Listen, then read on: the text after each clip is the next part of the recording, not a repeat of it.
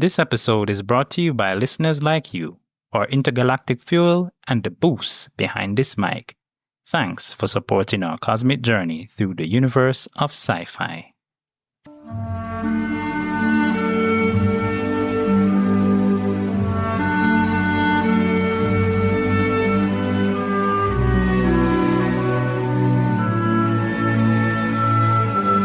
Prepare for warp speed as we embark on a voyage through the vast expanse of science fiction in movies and television series. From distant planets to alien civilizations, we delve into the heart of the unknown, unraveling the tales that have captivated audiences for generations. Get ready to unlock the secrets of the universe on Code Flix. Greetings, fellow sci-fi and fantasy lovers. Welcome to Code Flix, where we explore the TV shows and movies that shape our imaginations. I'm Andre Bonner, and in today's episode, we'll be exploring space, cowboys, and the fight for freedom on the fringe in the series Firefly.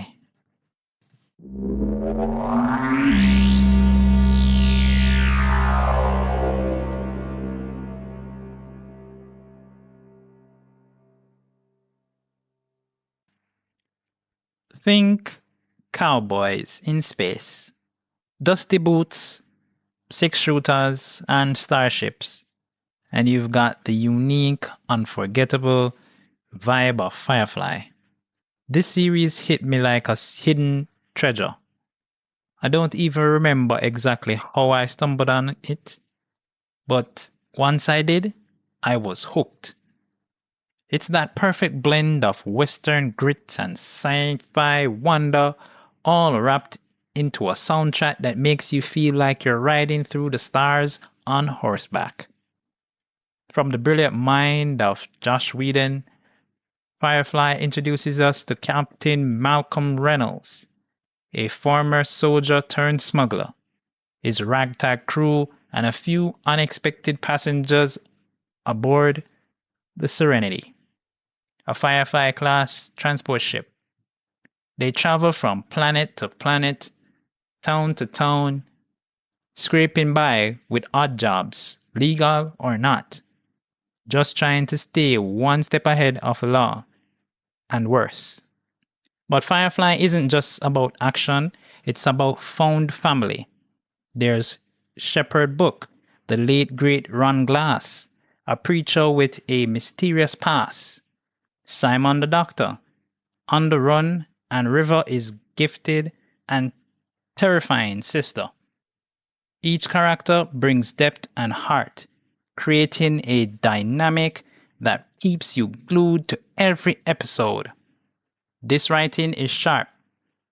The drama hits hard, and the humor, just the right amount of sarcastic bite. If you've got a quiet weekend and you're looking for a binge-worthy escape, Firefly is absolutely worthy of your time. It may have been cut short, but its legacy, shining still, flying always.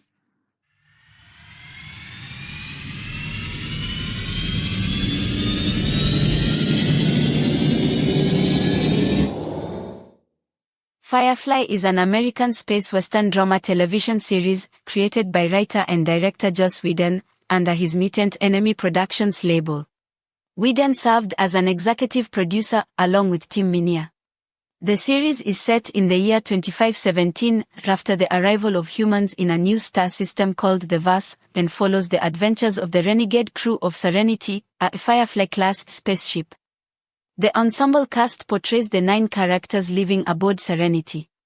Whedon pitched the show as 9 people looking into the blackness of space and seeing 9 different things. The show explores the lives of a group of people, some of whom fought on the losing side of a civil war, who make a living on the fringes of society as part of their star system's pioneer culture.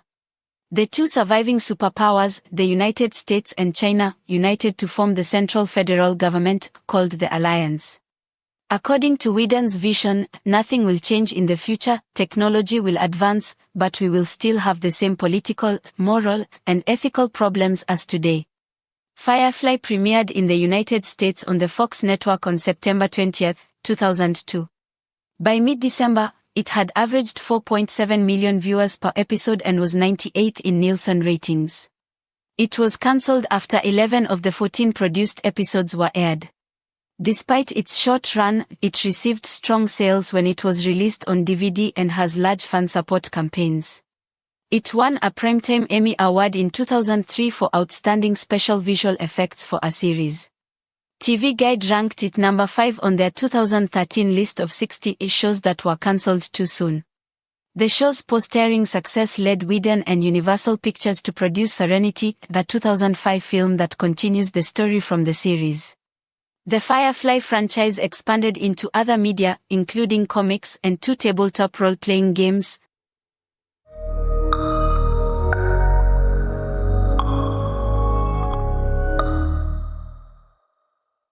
Backstory. The series takes place in the year 2517, on a variety of planets with numerous habitable moons. The TV series does not reveal whether these celestial bodies are within one star system, only saying that Serenity's mode of propulsion through space is a gravity drive. Each episode begins with either Book or Captain Reynolds providing the backstory. Book's narration runs as follows. After the Earth was used up, we found a new solar system, then hundreds of new Earths were terraformed and colonized. The central planets formed the alliance and decided all the planets had to join under their rule. There was some disagreement on that point. After the war, many of the independents who had fought and lost drifted to the edges of the system, far from alliance control.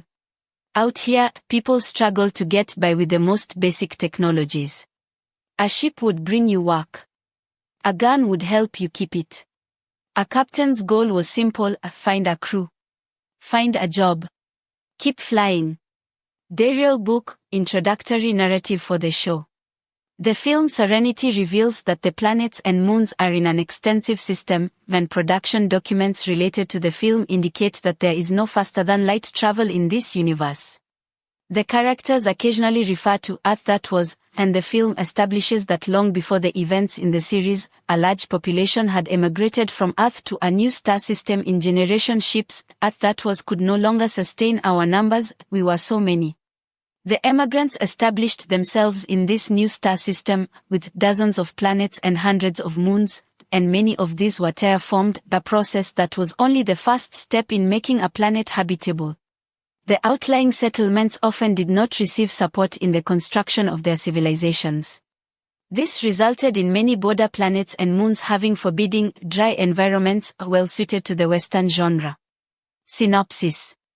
The show takes its name from the Firefly-class spaceship Serenity that the central characters call home. The Firefly-class ship, some 40,000 still in use, is so named for the resemblance to the shape of a firefly, complete with a tail section that lights up during acceleration, analogous to the bioluminescent insect's abdomen. The Serenity was named for the Battle of Serenity Valley, where Sergeant Malcolm Reynolds and Corporal Zoe Allen were among the survivors on the losing side. It is revealed in Bushwhacked that the Independents' loss at the Battle of Serenity Valley was widely considered as sealing their fate. The Alliance governs the star system through an organization of co-planets, following its success in forcibly unifying all the colonies under one government. DVD commentary suggests that the Alliance is composed of 2 primary systems, one predominantly Western, the other Pan-Asian, explaining the blended linguistic and visual themes of the series. The central planets are firmly under Alliance control, but the outlying planets and moons resemble the American Old West, under little governmental authority. Settlers and refugees on the outlying worlds have relative freedom from the central government but lack the amenities of high-tech civilization found on inner worlds. The outlying areas of space, the Black, are inhabited by the Rivers, a cannibalistic group of nomadic humans. The captain of Serenity is Malcolm Reynolds.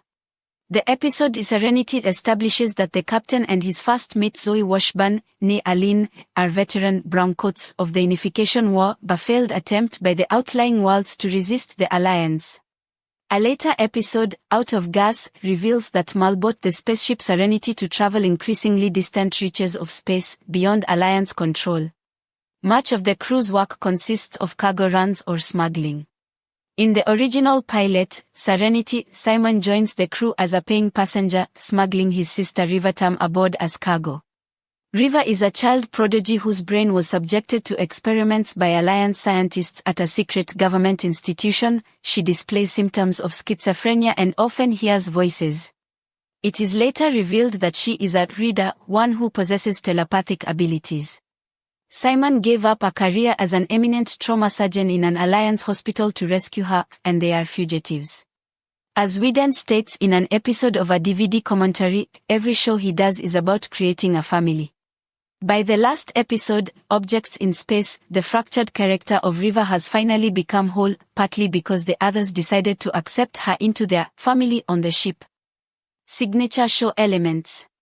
The show blends elements from the space opera and Western genres in a grounded depiction of humanity's future.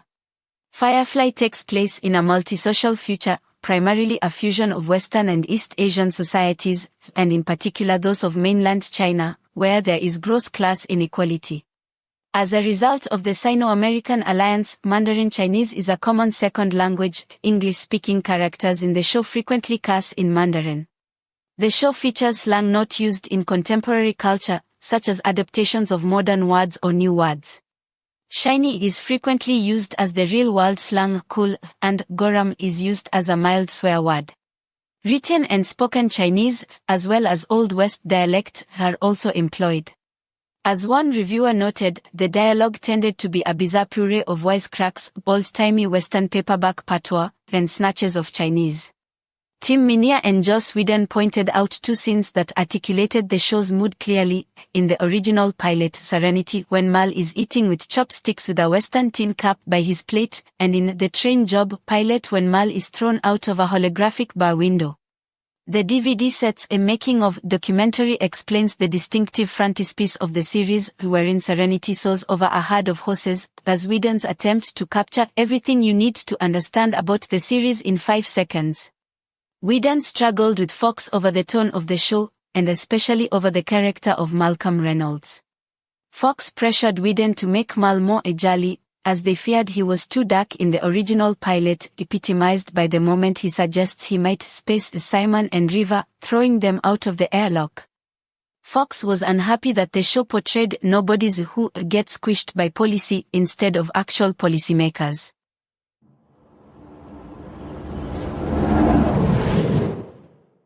Here are 20 standout tropes from the Firefly 2002 to 2003 TV series, complete with clear examples. 1. Space Western. Serenity combines futuristic space travel with Old West aesthetics, complete with horseback equivalent visuals and frontier towns. 2. Found family. The crew of Serenity operate like a chosen family, shared meals, personal quarters, emotional bonds. 3. Anti-hero captain. Malcolm Reynolds is a flawed leader, ex-Browncoat veteran, cynical, sometimes leaning on violence. 4. Snarky dialogue. Rapid-fire banter and sarcasm define the crew's interactions, no politeness, just cussing. 5. Big damn heroes. Time and again, the crew pull off heroic rescues, especially at critical moments. 6. Ensemble cast. A strong supporting cast including Zoe, Wash, Inara, Jane, Kelly, Simon, River, and Book. 7. Rebel vs. Empire. As Browncoats, Mal and Zoe continue resisting the Alliance's authoritarian rule. 8. Hardened pilot and Joker. Wash serves as both the capable pilot and comedic relief, with toy dinosaurs on his console. 9. Mystery box soldier. River Tam's unexplained psychic abilities and trauma from Alliance experimentation linger as a central mystery. 10. The mercenary with a heart. Jane appears tough and selfish but occasionally shows unexpected loyalty and compassion. 11. The gentleman escort. Inara Sarah is a high-status companion whose relationship with Mal teases romantic tension. 12. Shepherd with secrets. Shepherd Book is a spiritual guide with mysterious, combat-savvy backstory. 13. The mechanic who loves it. Kaylee's obsession with Serenity's engine becomes emblematic with the phrase, "She makes her smile." 14. Heist episode.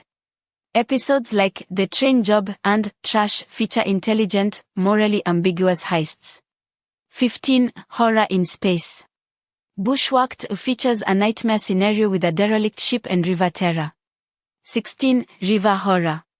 Savage, cannibalistic rivers act like the Indians of Western law, as Joss Whedon intended. 17. Out of order airing. Fox aired episodes haphazardly, starting with The Train Job instead of the full pilot, defecting character development. 18. Short-lived cult favorite. Cancelled after 14 episodes, it gained a massive cult following, Browncoats, via DVD and a follow-up film. 19. Genre-bending episodes. The show masterfully melds sci-fi, western, comedy of manners, horror, and heart-wrenching drama. 20. Emotional heartstring tugger. Episodes like Out of Gas and Objects in Space deliver profound emotional payoffs. Firefly stands out for its sharp writing, engaging ensemble, genre fusion, and enduring emotional core elements that earned it cult classic status despite a brief run.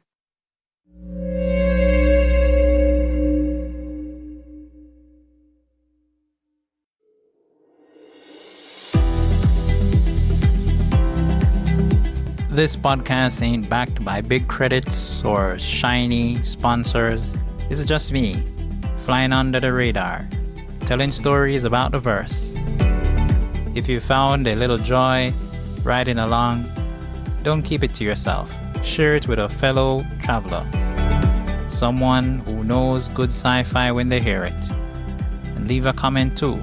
It's like waving from ship to ship out in the black. Every listen, follow, and share keeps this old boat in the sky a little longer. I aim to keep flying, and you help make that happen.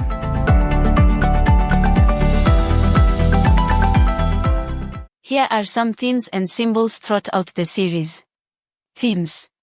Freedom versus authority. A central theme is the tension between personal freedom and institutional control. The crew of Serenity represents individualism and rebellion against the authoritarian alliance, which enforces order at the cost of autonomy.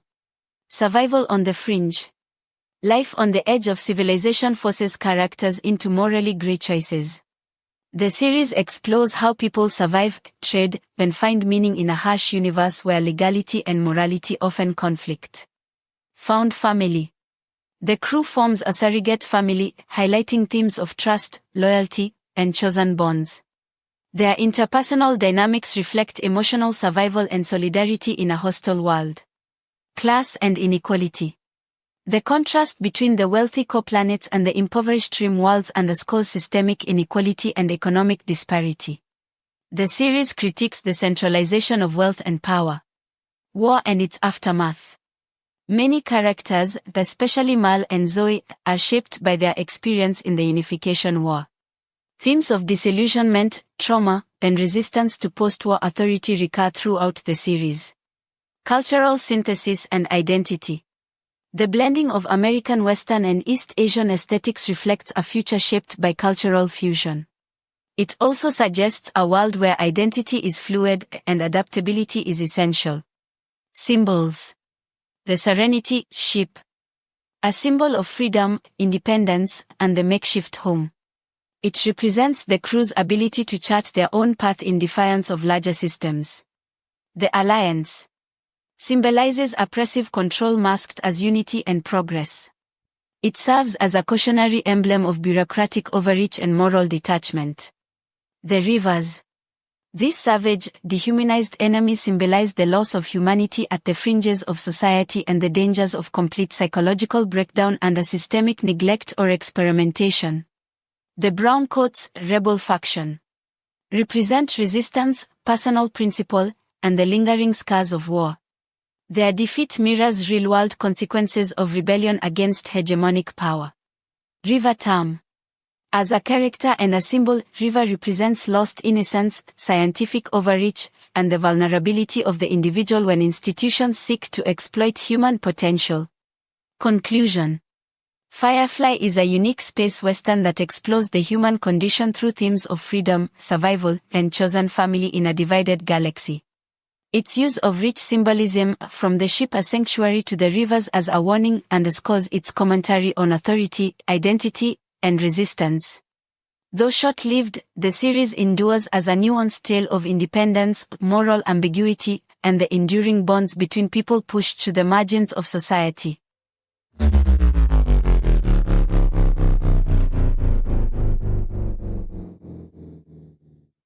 Here is a character analysis of the main characters from Firefly, 2002, the short-lived but influential space western created by Joss Whedon. Captain Malcolm Reynolds, Nathan Fillion. A former sergeant in the losing independent army, Browncoats, Mal is the captain of Serenity and leads with a combination of tough pragmatism and hidden nobility. Core traits: cynical, loyal, deeply moral, and a hardened exterior. Conflict: struggles between his disdain for authority and his personal code of honor. Leadership style: protective but distant, commands loyalty by example rather than force. Symbolism: Mal represents the frontier rebel archetype, a man fighting to live free on his own terms in a world that's become too structured and oppressive. Zoe Aline Washburn, Gina Torres. Mal's second in command and wartime comrade, Zoe is a calm, fearless warrior with deep loyalty to Mal and even deeper love for her husband, Wash. Core traits: stoic, loyal, pragmatic. Duality: balances soldierly discipline with emotional depth in her marriage. Symbolism: Zoe is the embodiment of competence and resilience, a rare female portrayal of loyalty and strength unconflicted by ego. Hoban Wash, a Washburn, Alan Tudyk. Serenity's pilot and Zoe's husband, Wash brings levity and emotional intelligence to the crew. Core traits: witty, light-hearted, emotionally open. Tension: jealousy over Zoe's bond with Mal, and vulnerability in a violent world. Symbolism: Wash represents the everyman in extraordinary circumstances, a gentle soul who chooses love and laughter even when surrounded by danger. Inara Sarah, Morena Baccarin. A companion, licensed courtesan, who rents a shuttle aboard Serenity. Inara is poised, graceful, and one of the most emotionally intelligent characters in the crew. Core traits: elegant, wise, emotionally guarded. Tension: a deep but unspoken love for Mal, with opposing views on control and autonomy. Symbolism: Inara blends beauty and autonomy, challenging assumptions about sex work, agency, and power. Jane Cobb, Adam Baldwin. A hired gun and mercenary, Jane is often ruled by self-interest, but he occasionally reveals loyalty and moral surprise. Core traits: crude, greedy, brutal, but not stupid. Conflict: pulled between selfish instinct and belonging to a crew that's more family than job. Symbolism: Jane is the unpredictable element, a commentary on the bloodlines between hero and thug, loyalty, and betrayal. Kaylee Fry, Jewel State. Serenity's bright, cheerful mechanic, Kaylee is intuitive with machines and wears her heart on her sleeve. Core traits: optimistic, compassionate, sexually open, emotionally honest. Contrast: innocent but highly competent in a world of violence and cynicism. Symbolism: Kaylee embodies warmth and humanity, proof that gentleness can exist in harsh environments. Simon Tam, Sean Marr. A former trauma surgeon from a privileged background, Simon sacrifices his career and safety to rescue his sister, River, from government experiments. Core traits: intelligent, principled, socially awkward. Motivation: family loyalty and moral conviction. Symbolism: Simon represents the cost of doing the right thing in a corrupt system, and the struggle to bridge class and culture divides. River Tam, Summer Glau.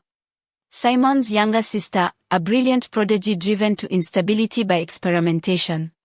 Her arc is one of trauma, mystery, and transformation. Core traits: gifted, fragile, unpredictable. Conflict: her fractured mind holds secrets that make her both a danger and a key to understanding the Alliance's darkest secrets. Symbolism: River personifies the cost of institutional violence and the dehumanization of genius. She's also the heart of the series' sci-fi mystery. Shepherd: Dariel Book, Ron Glass. A preacher with a mysterious past, Book joins the crew offering moral guidance while concealing a former life that hints at violence and espionage. Core traits: wise, kind, enigmatic. Duality: faith and violence, peace and secrecy. Symbolism: Book represents the tension between spirituality and practicality, offering philosophical depth without being sanctimonious. Summary: the crew of Serenity represents a found family, each person shaped by pain, loss, or idealism.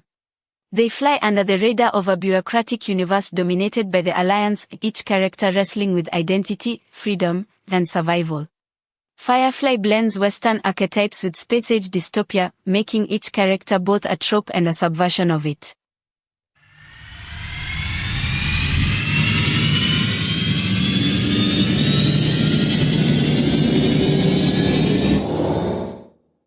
Despite its short run of only 14 episodes, plus the follow-up film Serenity, the show left a lasting impact on genre television. Its production design was a major reason why, uniquely grounded, character-driven, and detailed, making the fictional universe feel lived-in and authentic. Here is a detailed overview of the production and design of the series. Building construction production overview. Creator, Joss Whedon. Whedon envisioned a future that was not shiny and utopian, but instead gritty, multicultural, and economically stratified. The production was centered on building a believable, human-centric future shaped by migration, commerce, and survival rather than high-tech dominance.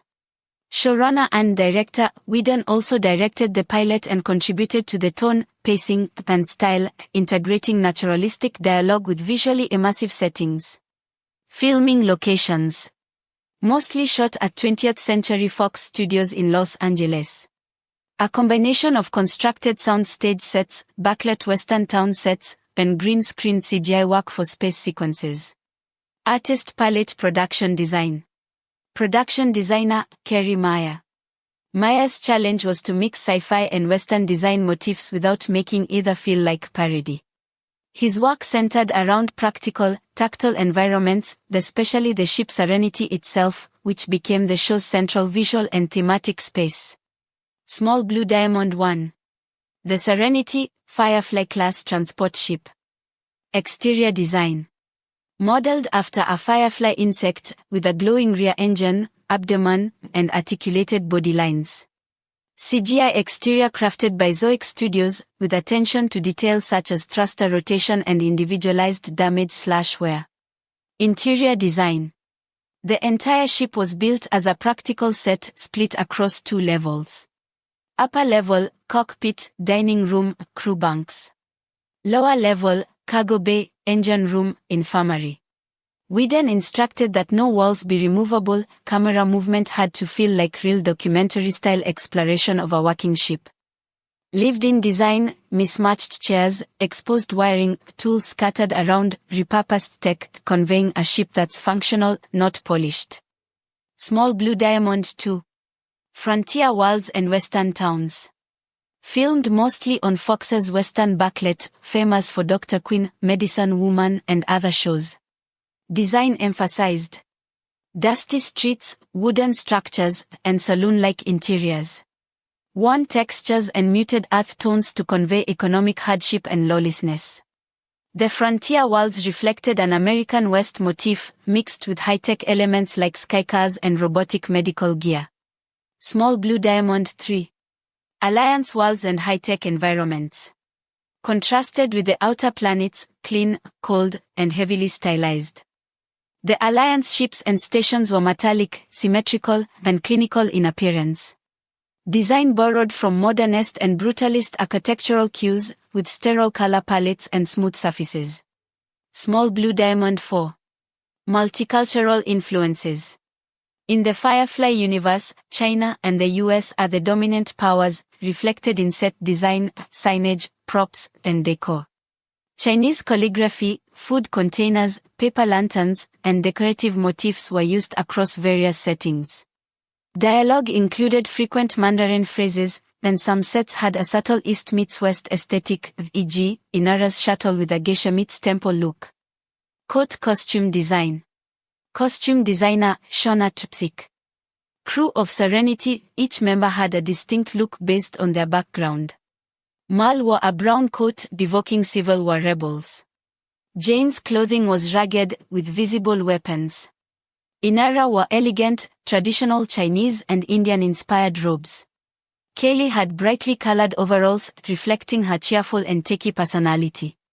Outer World's clothes were basic, patchwork, utilitarian, cowboy boots, dusters, goggles.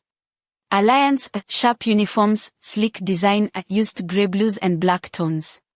Headphone music and sound design. Composer, Greg Edmondson. The score mixed bluegrass, folk, Asian instrumentation, and orchestral cues to reflect the show's cultural fusion. The title theme features banjo, fiddle, and harmonica, a deliberate nod to American frontier themes. Sound design. Space was silent, no engine sounds or explosions in space, reinforcing scientific realism. Shipboard noises, humming engines, clanking panels were subtly used to create a sense of home inside Serenity. Wrench visual effects. Zoic Studios handled the visual effects. Specialized in realistic handheld-style space cam movements, emulating the feel of a documentary shot in space. No artificial camera moves, e.g., no dolly zooms or perfect pans in space. Use of CG ship flybys with slight imperfections, focus shifts, camera shakes, made the world feel alive and unpolished. Television legacy and influence. Firefly's production and design choices directly influenced The Expanse, The Mandalorian, and Battlestar Galactica reboot. Its central ship as home concept, documentary-style space shots, and genre hybrid design are now considered iconic. The set of Serenity was recreated nearly intact for the 2005 Serenity film, preserving much of the original design integrity.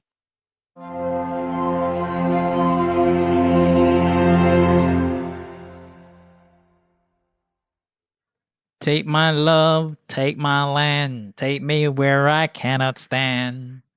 I don't care, I'm still free, you can't take the sky from me. Take me out to the black, tell them I ain't coming back. Burn the land and boil the sea, you can't take the sky from me. There's no place I can be since I've found serenity. And you can't take the sky from me. So here are my personal insights and interpretations of Firefly, including favorite moments, themes, and characters.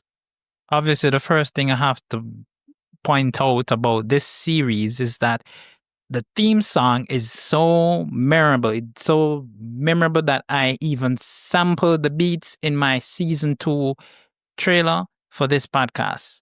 Right? You can go back and listen it and you'll hear it in there, okay?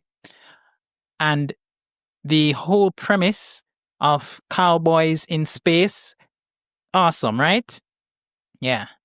Anyways, without further ado, let's get down into this deep dive. So Firefly is one of those other series from Fox originally that would have been given the Friday night death slot. That's the designation that you give to a series or, something that would come on Fox on Friday nights, and it basically would be missed by a lot of persons. Because prime programming, everybody knows, takes place on, at a different time, not Friday nights, definitely.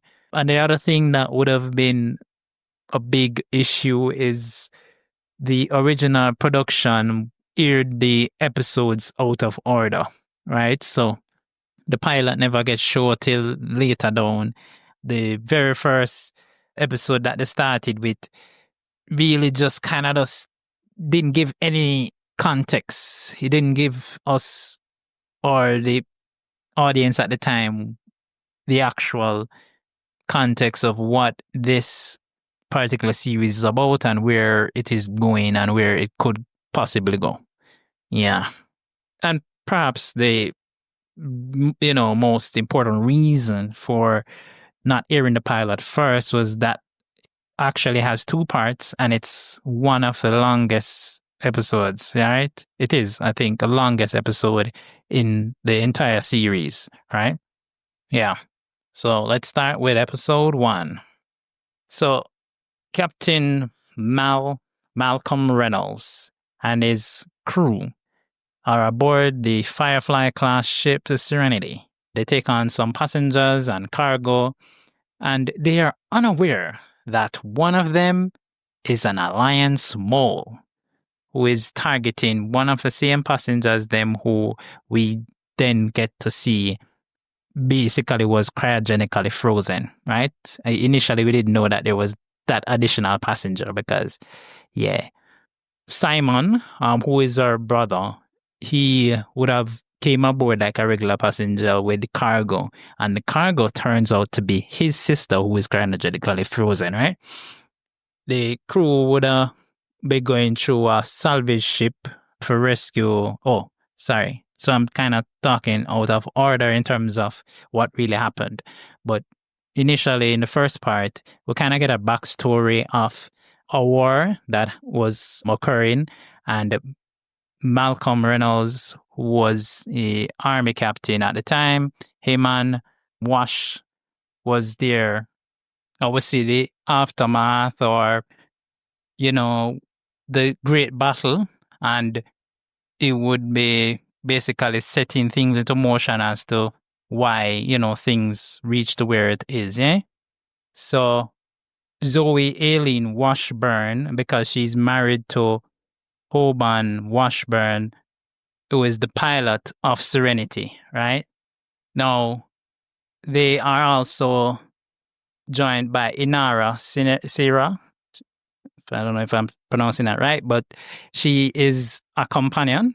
And a companion in this series is basically like a escort, a high-class escort, okay? She chooses her clients, and the companions, they have a code among them across the verse, right? The verse being the universe. And if they blacklist or, they give a particular client a particular designation that, hey, he's a no-go, nobody not going to want to take him on as a client. So, yeah, that's what I liked about her. The way how they put a spin on this, what you would call just this escort, and it's just, this, yeah, they make it seem like it's something that is of high standing, high social standing, and thing. There's also Jane Cobb, right, who is a mercenary, basically, and this man, him no business, he want to jump in and fight and thing. But he will not, the only time he will not want to engage or, go into a fight is if he's not being paid, right? Because this man is about the money, right? And we will get into the episodes. I will see why I say he's about the money as well, right? And then we have Kaylee, who is the ship's mechanic, and we get to realize that, Kaylee, even though she seems to be one of the less developed characters over the series, when she actually gets her episode, her thing is like shining stars. You know what I'm saying? One of the brightest ones. Yeah. Anyways, continuing with my deep dive into episode 1. So part 2, basically, it's aired together. But part 2, we started to see that the passengers that they had taken aboard, right? That's Simon Tam, Shepherd Book, and River Tam, who Simon, smuggled in onto the ship, right? We get to see that they basically get thrusted into this life, into becoming a part of the crew now, right? Because of one circumstance or another. So Simon and River, obviously they're trying to escape the law, right? The alliance, they don't want alliance. They don't want to be nowhere near alliance, right? And their controlled territories. Shepherd Book, who, is a man of faith, right? He's equivalent to a pastor. They call them shepherds.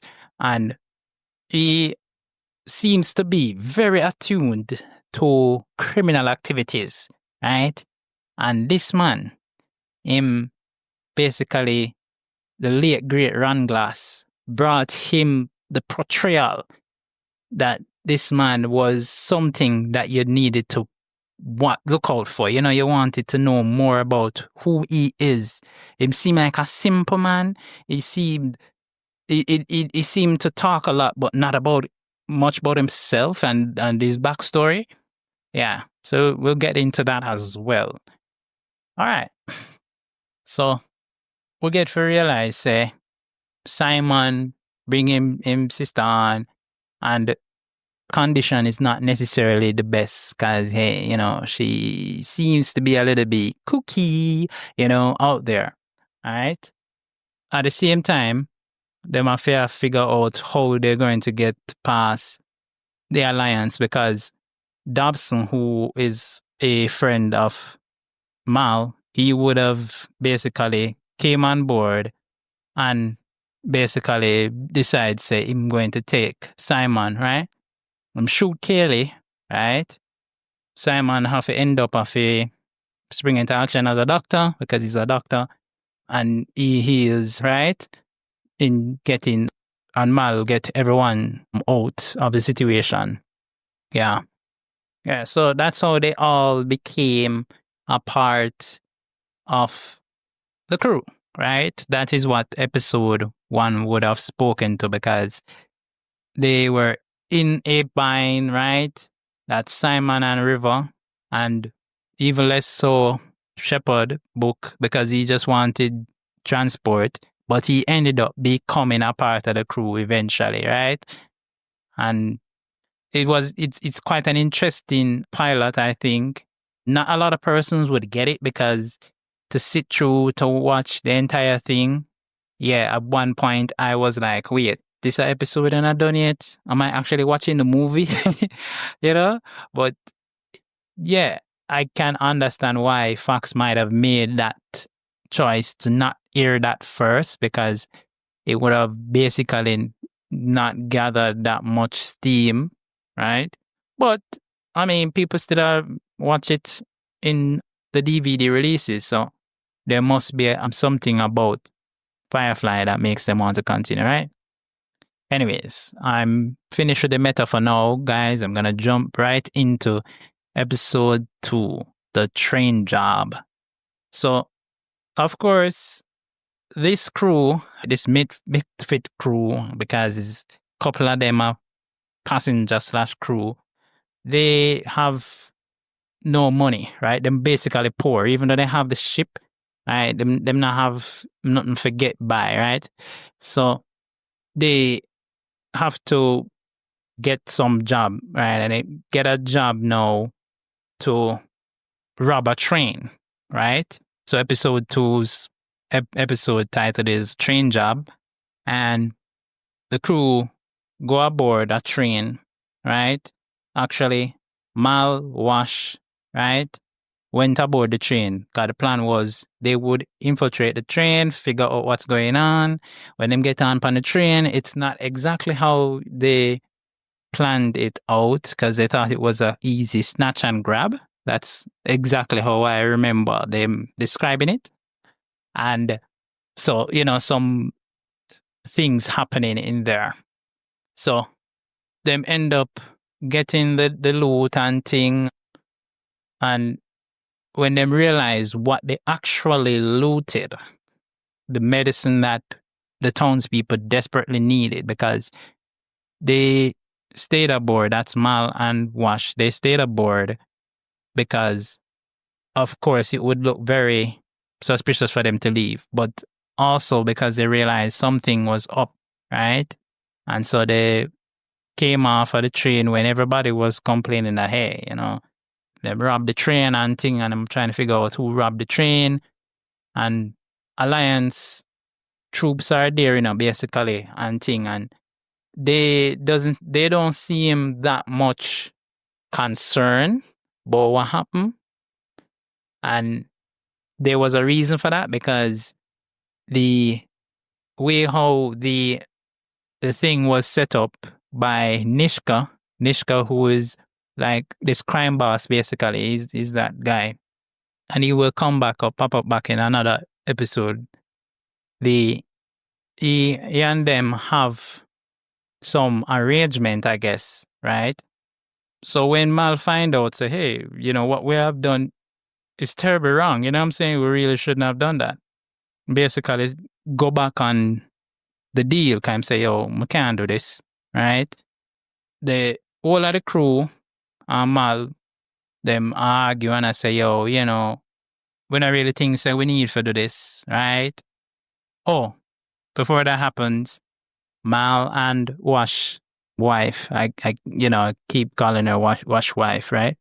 They would have found themselves in a situation where they were basically suspected, right, by the sheriff, basically, of the town, trying to figure out what really happened in the train job, because he asks in questions and thing and whatever and thing, and them, they seem to have too good of a story, but this sheriff is really smart. So he was like, you guys, so he was holding on to them and thing. That when the rest of the crew that complain about the fact that them find out that medicine, it must steal and thing or whatever, Inara, she springs into action. She goes to rescue Mal, right? And Zoe, that's her name. And she goes and tells this is something funny right here, right? She going to tell the sheriff, say, this is her man, as in she own him. Slavery is legal in their thing, and they have this kind of authority over it. So, she had the paperwork and everything. And him try for, drain her bank account and, she spin a story basically. I get him out and thing, him and her. And when they come back and thing, just as they come back, Nishta's thugs them come tracking them down, right? And come to your ship and say, listen, what I'm saying, where is the loot you promised and thing or whatever, Nishka ain't gonna be happy, man. And, them pop off and thing, and them end up overpowering Nishka's thugs and, basically talking to them. Another funny moment for me was when one of the thug, the head thug, you might call it, he was kneeled down on the floor and Mal have him and him thing and him start tell him, say, okay, so you're going to take this back to Nishka. You're going to tell him the money, that is, return everything and thing and whatever.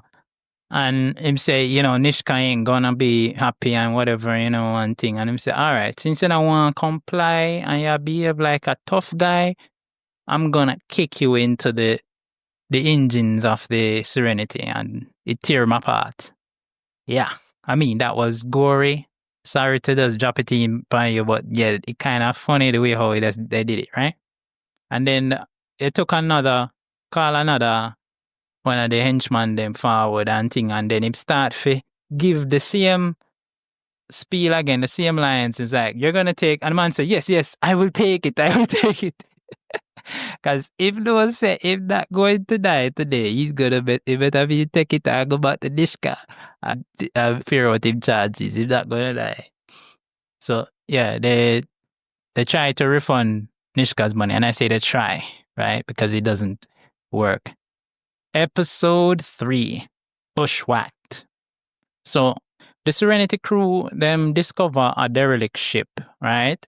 Which has been attacked by ravagers, and bring a lone survivor aboard, right? And then this whole action ends up with them being under some alliance scrutiny. So what we realize is that the crew went aboard and them because them ready for loot it, cause them say, yeah man, I want a free ship. The ship is intact. Probably the cargo is intact. This is like taking candy from a baby, basically, right? When the man them reach on board, the crew reach on board, including Simon at this point, he is basically functioning as a ship doctor, right? And he goes on board. And when they're exploring and investigating, because they find things and so on, them see Mal says something that basically does tell him, say, yo, we need to leave right now. He sees what is the remainder of the crew and how they have been tortured and killed, which basically tell him, say, this was attacked by Ravagers, and in this universe, Ravagers are equivalent to horrific zombified human beings or whacked out or whatever you want to call it. They don't really give them much description other than they will kill you and they will not do it. They will kill or rape you and rape you. Kill, rape, kill.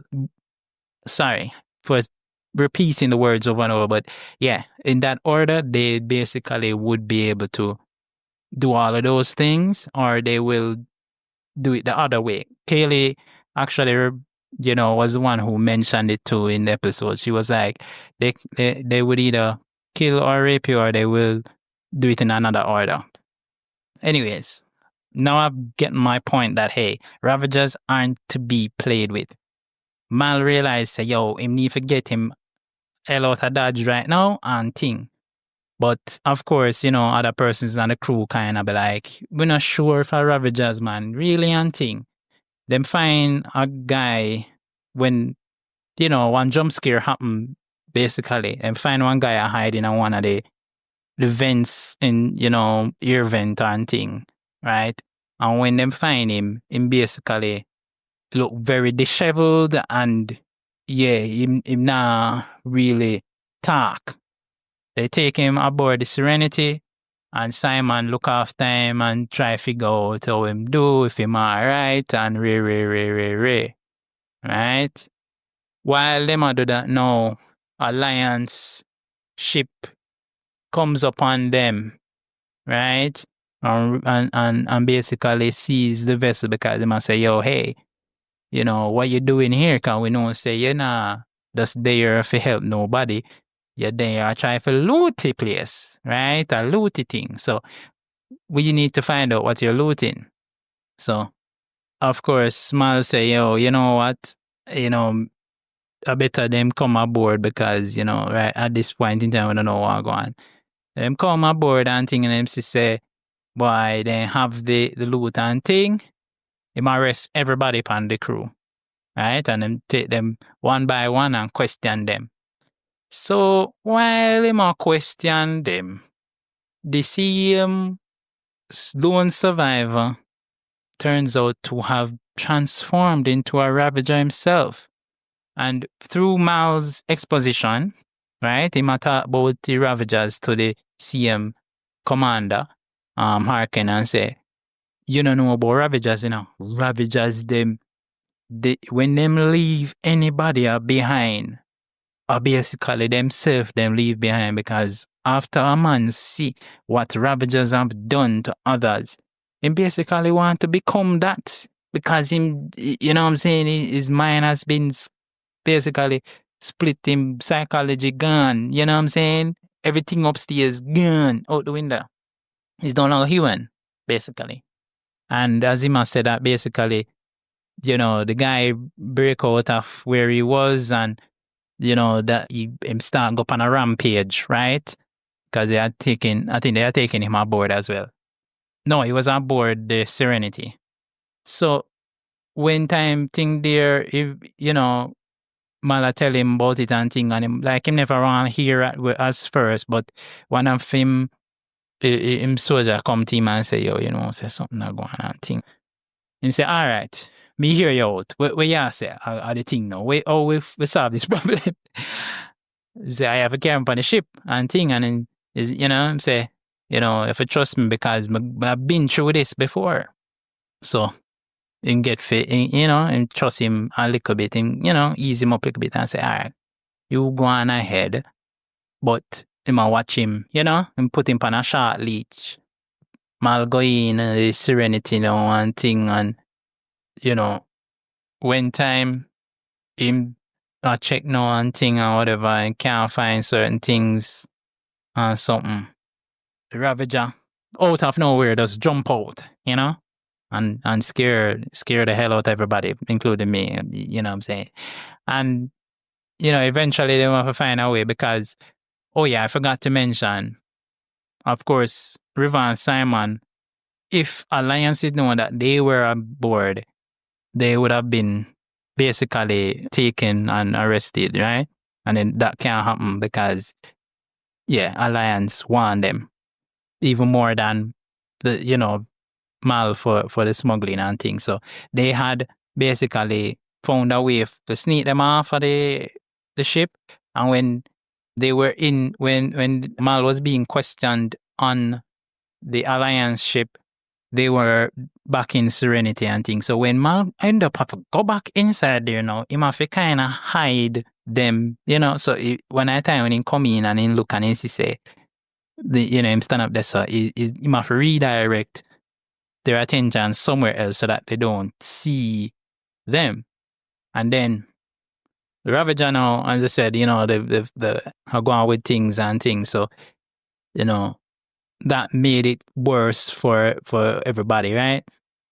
Yeah. So after all I soldier them get killed off and thing, basically, Mal have to save the commander, right, from being killed himself. So as a result, him allow Serenity to go. He would have just left them to go and thing, and him still confiscate them cargo when they have it up. But at least they get free, right?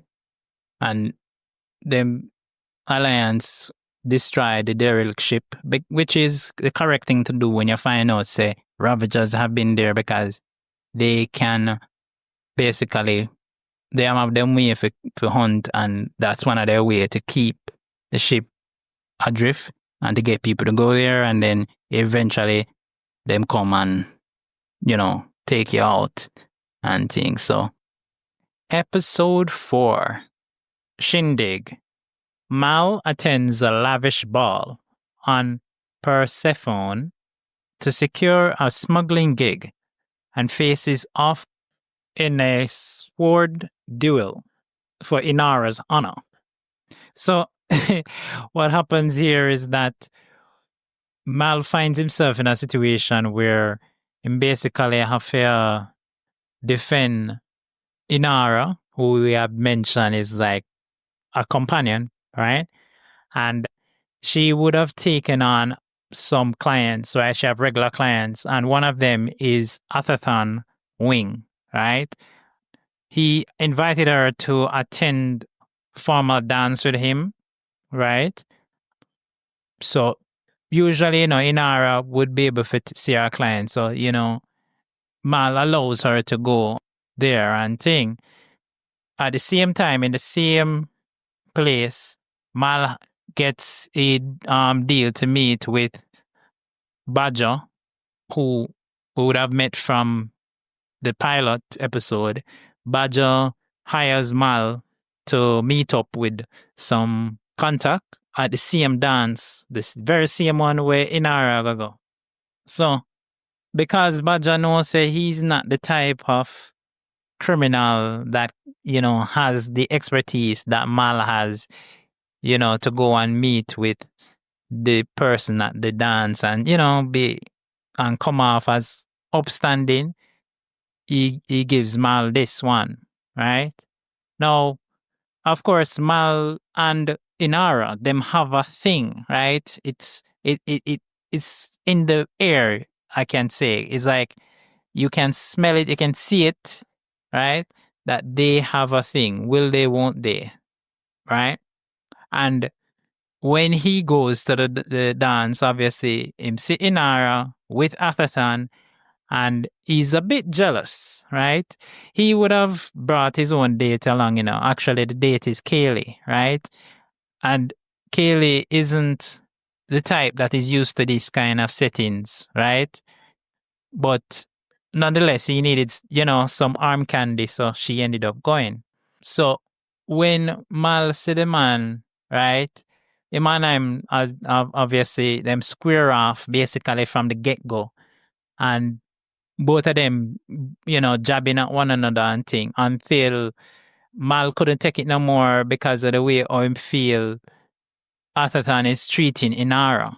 Because that very same night, Atherton tells Inara what his real intentions for her is and what he wants for her. And he believe, says she would want that, to live the life of a companion, one that is bonded to him.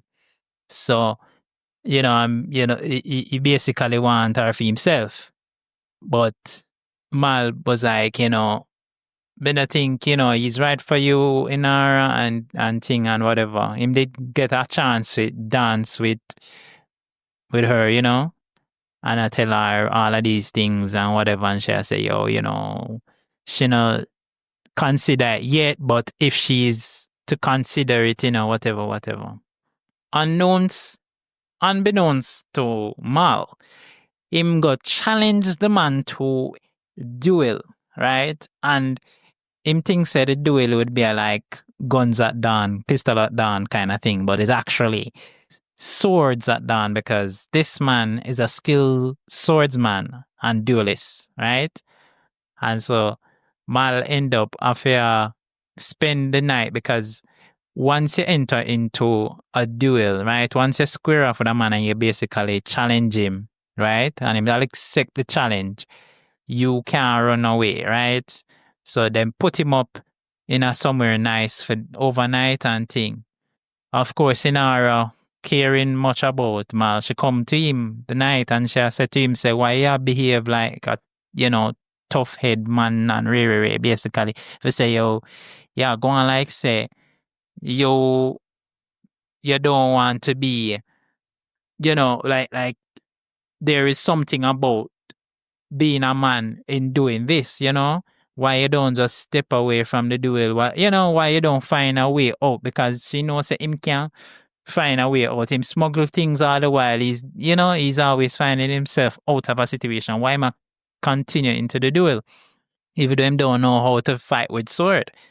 And thing, and she say, me basically I try to defend your honor, right? Becoming a feel like this man is honorable. So I want to defend your honor. You know what I'm saying? I believe in your honor. So, of course, she tries to, give him some heads up about certain things. Like she tell him, say, hey, listen, don't hold the sword that way here. This is how you do it. Don't just chop like you chop with an axe. Chop as, don't chop, but like pointed, she give him like a pointers and thing on how to point the sword, literally, right? Anyways, it says something will piss her off and she's like, go and get yourself killed. See you. Would want to be a kind of thing. So, of course, while that happen, the crew are going on for them own adventure because after they find out, say, him get stuck there, Badger come and I say, boy, if your captain basically kill himself, the deal done and things. So, may I make sure I say, no, don't mess with whatever the captain is doing, your captain is doing and thing. But he had his own agenda for that. So while they were there, basically held hostage, everybody there play a card and thing. Somebody had a bright idea to find a way out of the situation. While then back to Mal now, Mal and Atherton, they start to duel. And of course, Atherton, they play with him, make him believe, say, he's doing some good, getting at Atherton, but Atherton already know Atherton does start actually fight with him. And of course, him wound him fatally too, almost fatally. But in the middle of what's going on, Inara said something, and it distracted Atherton for a while, and Mal used that opportunity to land his blow on the guy, right? And she basically tell Atherton, say, hey, me I blacklist you because you see me, I say me never agree to certain things, and you behave like, you behave worse than Mal that deal with the thing. So, at least Mal kind of better, come out better. That's how she's kind of saying. And so, that's how that ended. That whole thing ended. And of course, Mal came back and he was sore from the stab him get.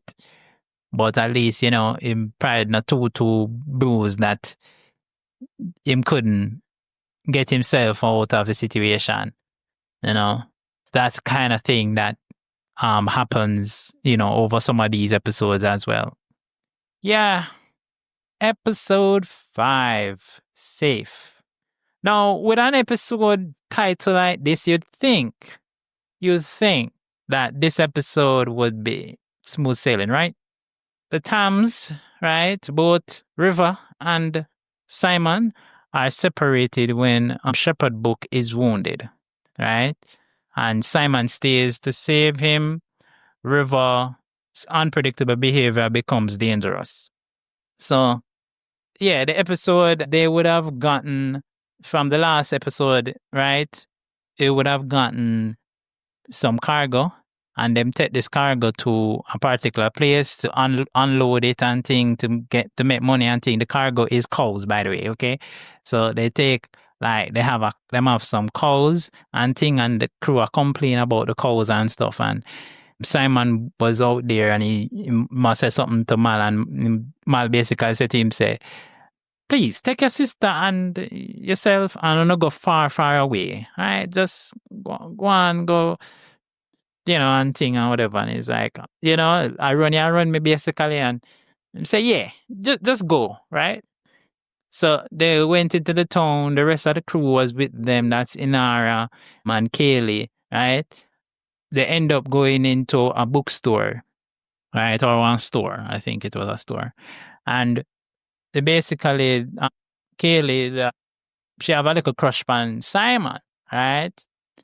But Simon not realize. And she was trying to come across to him a certain way and thing. And him basically not pay much attention to that because he was so concerned with his sister.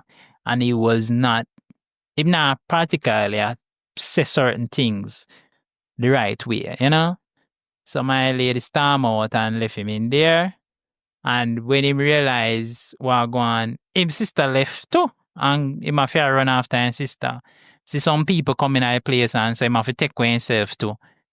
Anyways, him catch up on her at some kind of dancing ceremony and thing, and some group of people are dancing and thing. And while he's there watching her and thing, of course, out of the blues, someone kidnapped him, right? And her, right? Take them. Now, before all of that happened, Mal them did some issues because the deal that go on smooth until the man them who them a deal with kind of look very shifty, like them a like something, they might expect something for pop off, they might expect say, them a clutch them gun, them a looks, from left to right, and then eventually, something pop off and thing, and Shepherd Book, the good Rev, as you would say, him take one, right? Him get a shot and thing, and so they are desperate in need of helping him and thing. So the way of them desperate and thing, Book tells them, right, for the first time, looking at him pocket and thing, what I'm saying? They carry him to a alliance ship actually. And when they reach near to the ship and thing, they must say, why? Because they not really want to go near the alliance, obviously, right? With their history and with their outstanding warrants and so on, yeah, they don't want to go near alliance. But because Book seems to have some ID, right? The alliance that even look upon them immediately take book and look after him and make sure say him okay and thing. Right?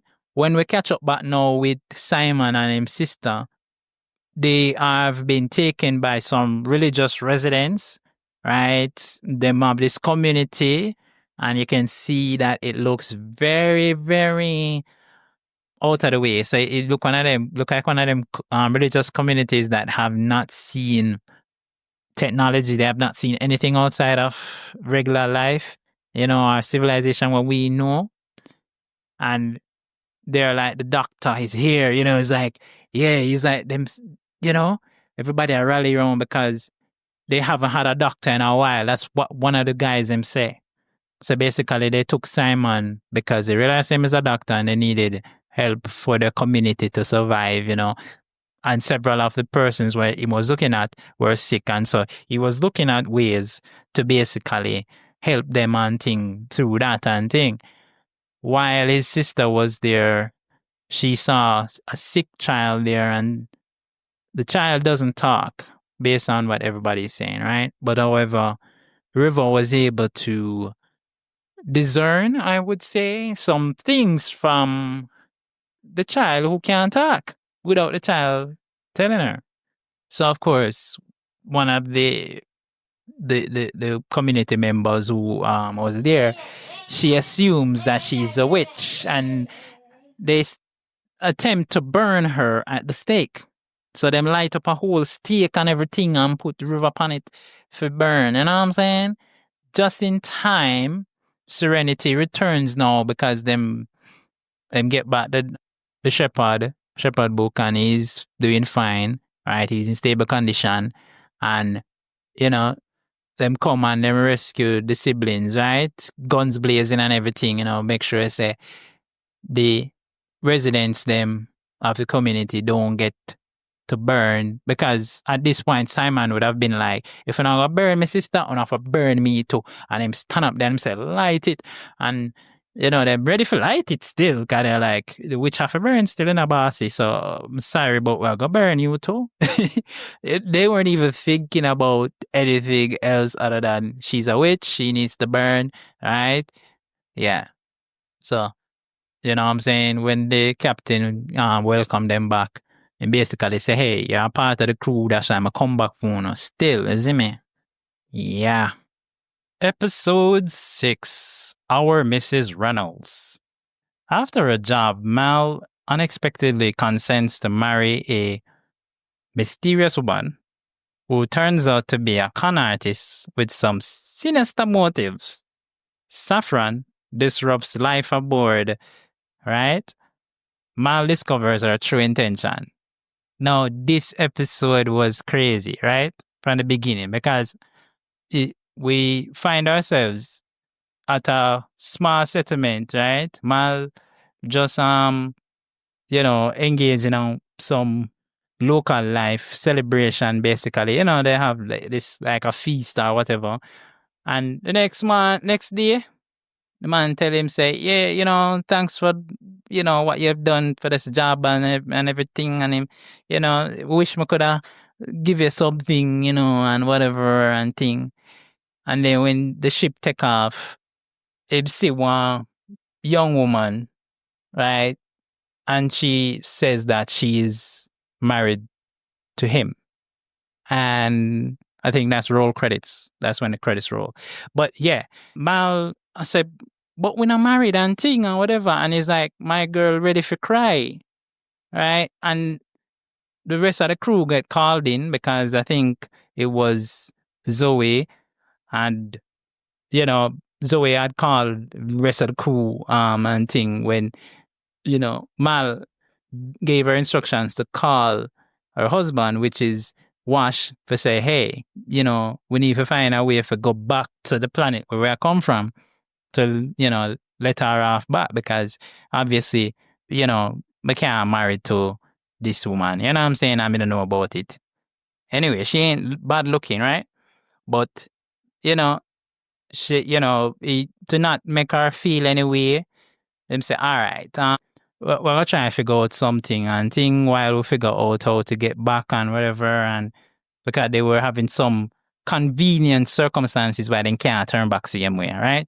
Anyways, so while she did here now, she's cooking and cleaning and she's doing all the nice things for Mal, right? It's for Mal, right?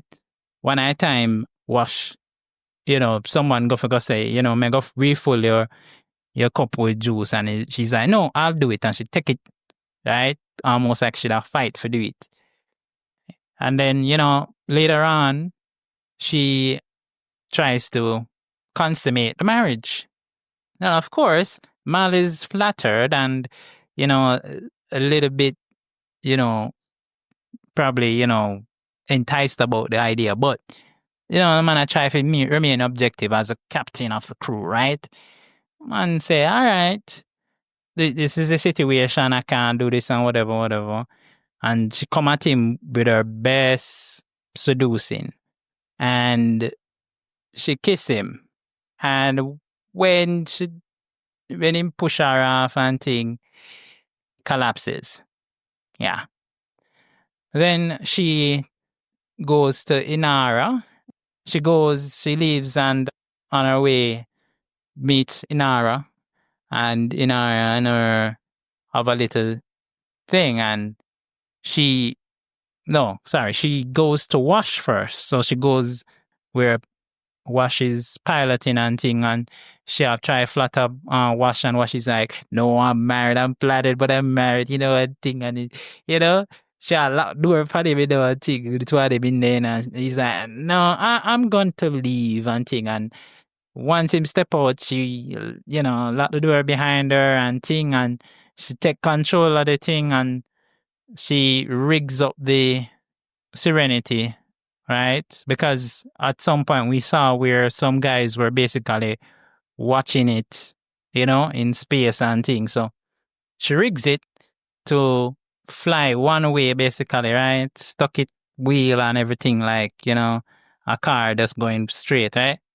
So with the captain out of commission, she proceeds to leave in one of the shuttle, and Inara was in the shuttle, and Inara come out and she's like, where you go, and thing, and she try to convince Inara, say she like women, and she tried to seduce Inara, and Inara is like, listen, me I want companion, me know about seduction, okay? So don't feel like you can just come drop them thing upon me. So, my girl, find a way for escape, the thing there, and Inara run to the captain because she realized that the captain, might need to know about this. When she reached, the captain was knocked out, and she's like, of course you had to get yourself in trouble and thing or whatever. And him, him looked knocked out and stuff. So she thought that he was dead. So, she plants a kiss on him and thing, and what I'm saying? Things get fuzzy for her because the chemical that put him out now affect her. She was able to raise the alarm to the other persons while Saffron misled the escape, right, in a fair ship. And they had to figure out what was going on and thing. And she was like, I don't know what happened. I hit my head while I came in here, but she didn't, Anyways, they figure out a way to unlock the ship's course so that the scrappers them don't get it and thing.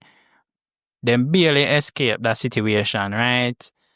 And little after that, now Mal track her down and find her somewhere and thing. And when him find her and thing, him basically, tell her, say, hey, listen, this is the situation, blah, blah, blah. And, hold her to account, basically.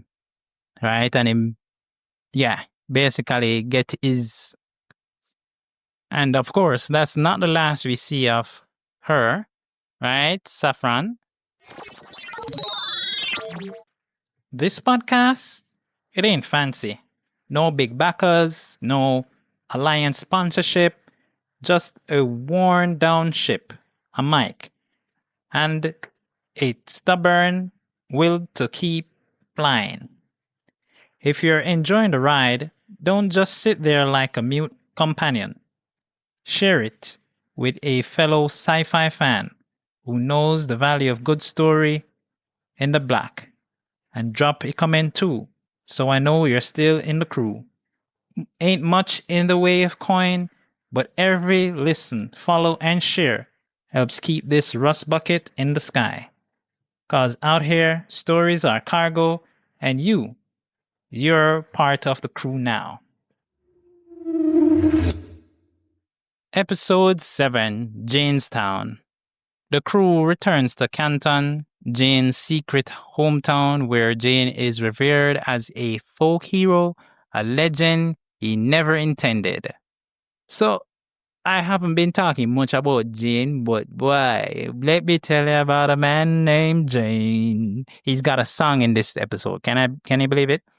Now, Jane, as I mentioned, he's the one that the member of the crew that is all about the money, right? And once the money did it in day night, you know what I'm saying? And he is not the kind of person who does things for any reason other than for money, right? To gain something out of it, right? He's Jane after all. Now, in this town, right? They have some mud mine, basically. They mine for mud because they need mud for some stuff. So it's very valuable, I guess, right? And what happened is that Gian realized how far his actions influence the downtrodden locals, right? What happened is that Jane was on a job, right? He was, with a lot of money. Him and a bridging a partner at the time, and they might fly over this town. But because they couldn't get away fast enough, Jane starts to ditch some of the stuff that is weighing down the craft. He ditches the partner, and then he ditches some of the money.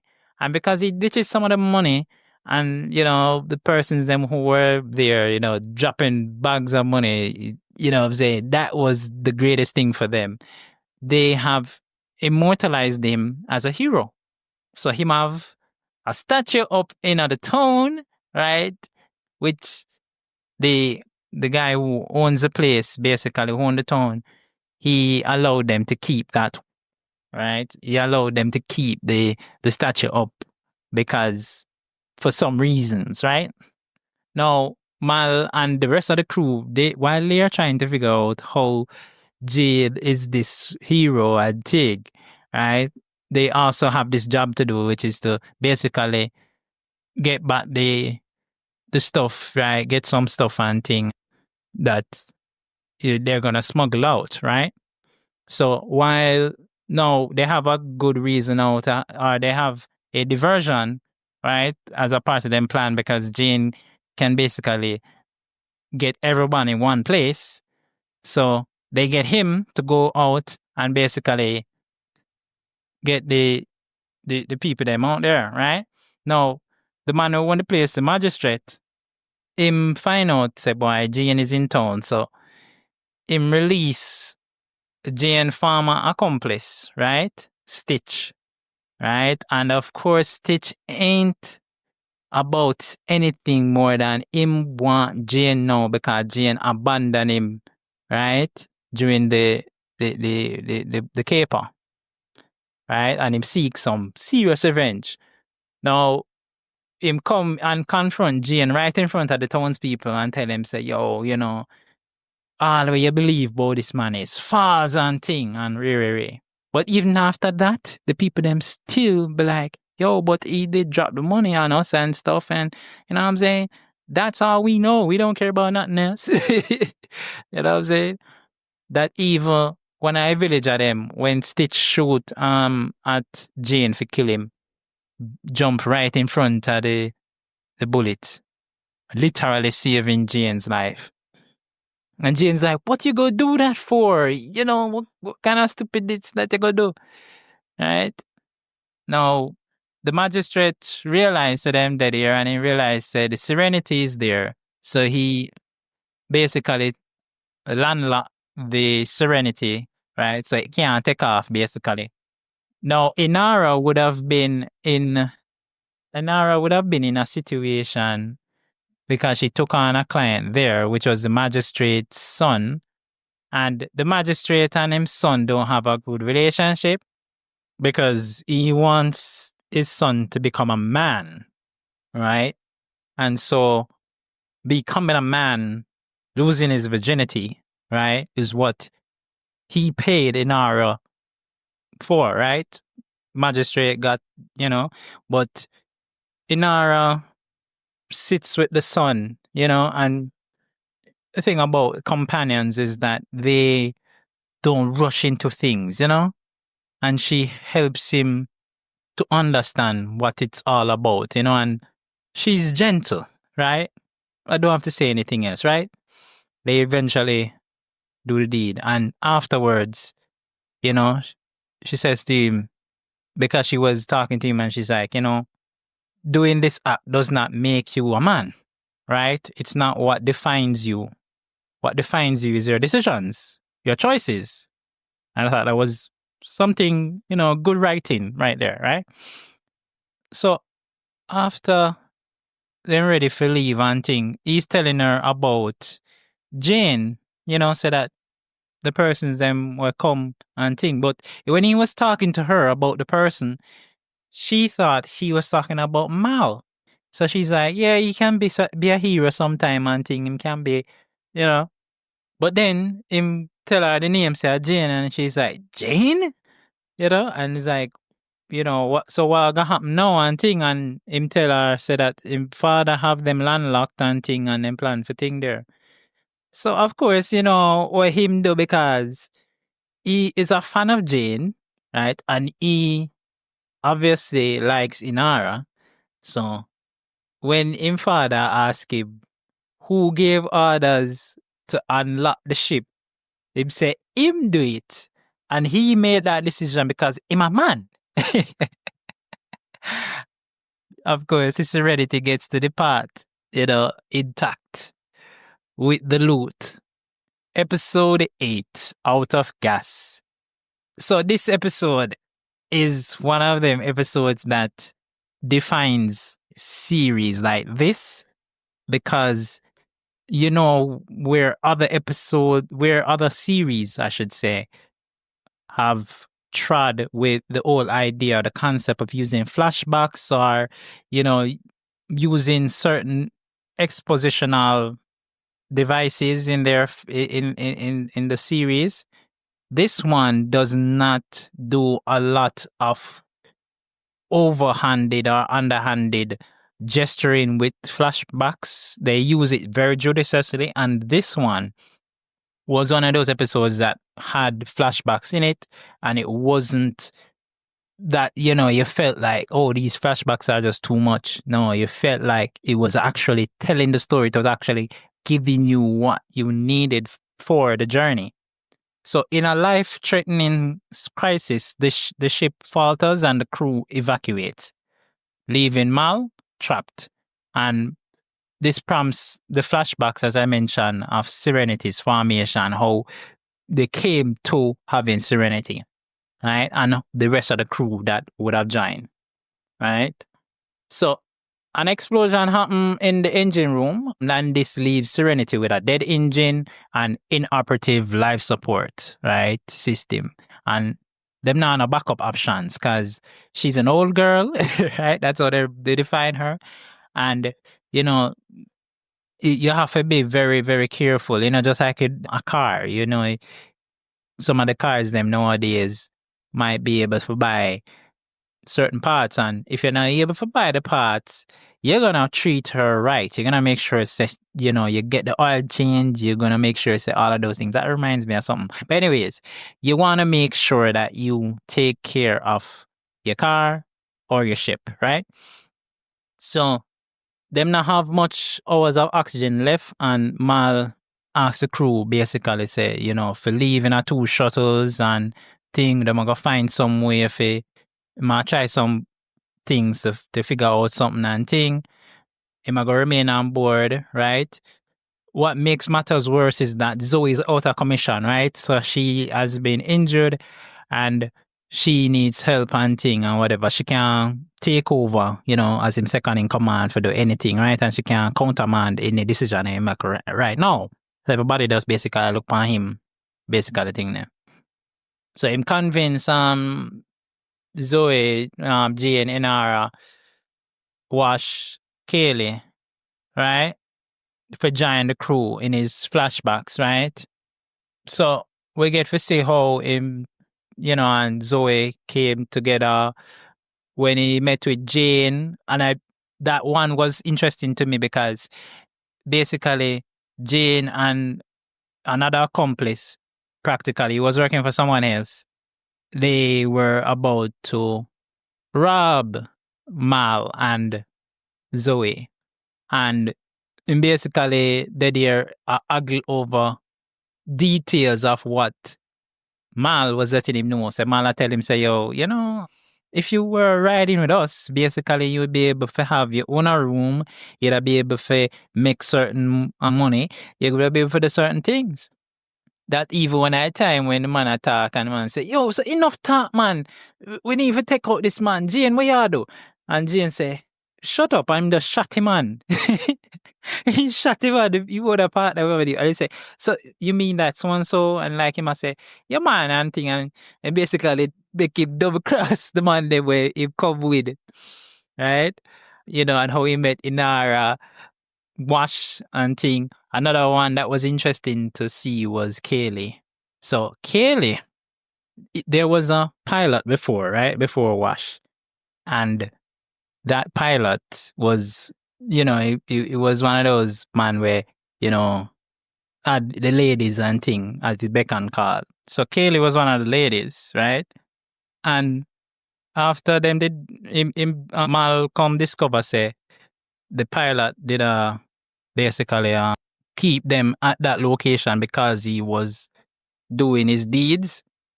Call him out and him and say, yo, you need to get this bird up in the air now. Get my boat up there now. Because he refer to Serenity as his boat, right? So the man's like, well, and thing. And when he realize, him say, Kaylee come out and thing. And it's like, he must say something wrong with the engine and thing, man, Captain. That's why we can't move right now and thing. Kaylee's like, yeah, I think I heard something wrong with it and thing. And, she start getting to it because she's a mechanic. So she starts suss out all of the things and I tell him, say, you need to do so and so and whatever. And him say, you know what, you need to join my crew. Right there and then he does basically, you need to join my crew. You want to work on this? Or can I keep her flying in the air? Come join my crew. And she joins the crew. Now, in the present now, Mal did try to figure out how to, get himself a situation. He may have much oxygen left and thing. Signal a ship, right? That was passing because at the time was him set out a distress signal and things. So any ship in the sector would be able to pick it up. Now, him talk to the person and him say, yeah, man, we have the part we need and thing. And the person was very interested to find out how many persons were on board and thing and whatever. And when him tell them, say, him one, them say, yeah, man, no problem, we have the thing. And him say, let's make sure, say, you have the part in, and that Mal, I make sure, say, yeah, only if the man want for double cross Mal. So, he wants to take Serenity, right? But when him realize, say, him can't, right? Because he was there, trying to figure out how to, get the captain, right? He shoot the captain and thing, but he didn't realize, captain dead and thing. Captain hold the gun pan him. Mal hold the gun pan him and thing and say, yo, So Mal half dead in and thing. Him managed to repair the ship, right? And right after him managed to repair the ship, him collapse. When he wake up, in crew, I look upon him, everybody there, I'll talk to him and thing and say, you wouldn't be in this position if someone never disobey, which is Zoe, never disobey your orders. And you say, it was my idea, Captain. I take full responsibility, blah, blah, blah. Yeah. So it was a very interesting episode for that aspect of it. You get to see the backstories and stuff. That was awesome. Fun fact, this was one of the episodes that was not aired on Fox. Can you believe it? Out of all of the episodes, this is one of the episodes when I get aired. And I thought it would have been one of those that would definitely warrant to be aired. Anyways, episode 9, Ariel. Now, Simon hires the crew, right? Because he must say there was some situations, right?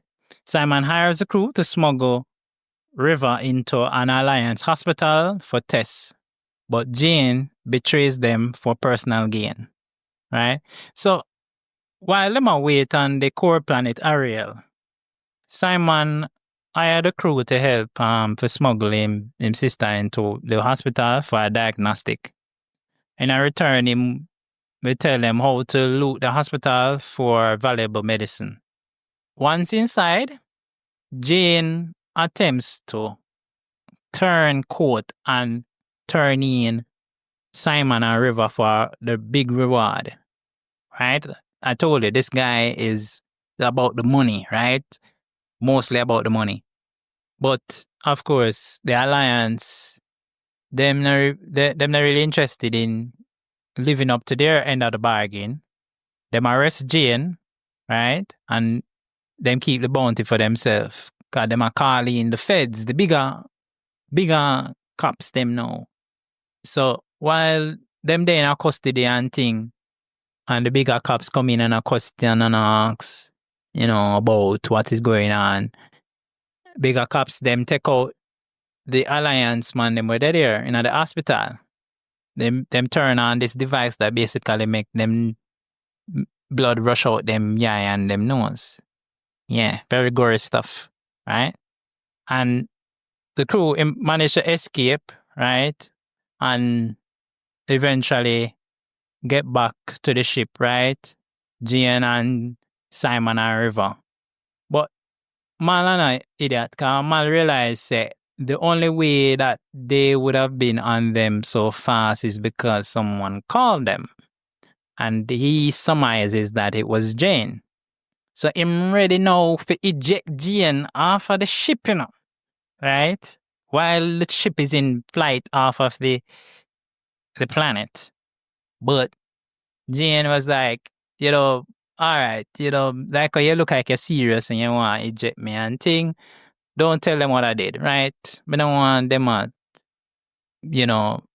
know say that I betrayed them. Tell them say, something. Tell them something and thing. Mal was like, hey, he turned back and he said, you know what? And I'll kill him again. Because he realized that Jane show a little remorse because at that point he's like, this is it and thing. And Jane's lucky day. This is his second lucky day, right? Episode 10, War Stories. So this is another one of those episodes that you can call the flip side of things. When things flip, there's a change in how things work, right? Mal and Wash are tortured by crime lord Nishka. So Nishka appears again, right? And Zoe must rescue them, leading to a deep emotional conflict. So Zoe and Wash, them have a big issue, right? Marital dispute and stuff. So angry that Zoe and Mal have an unshakable bond as war veterans, right? Wash demands to take her place on one small little mission because it seemed routine enough, it don't seem like anything big and stuff, right? Now, when Mala asks what this is all about, because he must say, so I always take Zoe with me to these missions. There's reasons, not just so one thing. Eventually him say, all right, come then Watch. Since you want, you well want come. And this is a routine mission. I don't think anything will go wrong. Wrong. When somebody say, I don't think it's going to go wrong, it's going to go wrong. So Nishka finds out that they are on planet, and he sends his men to capture them, right?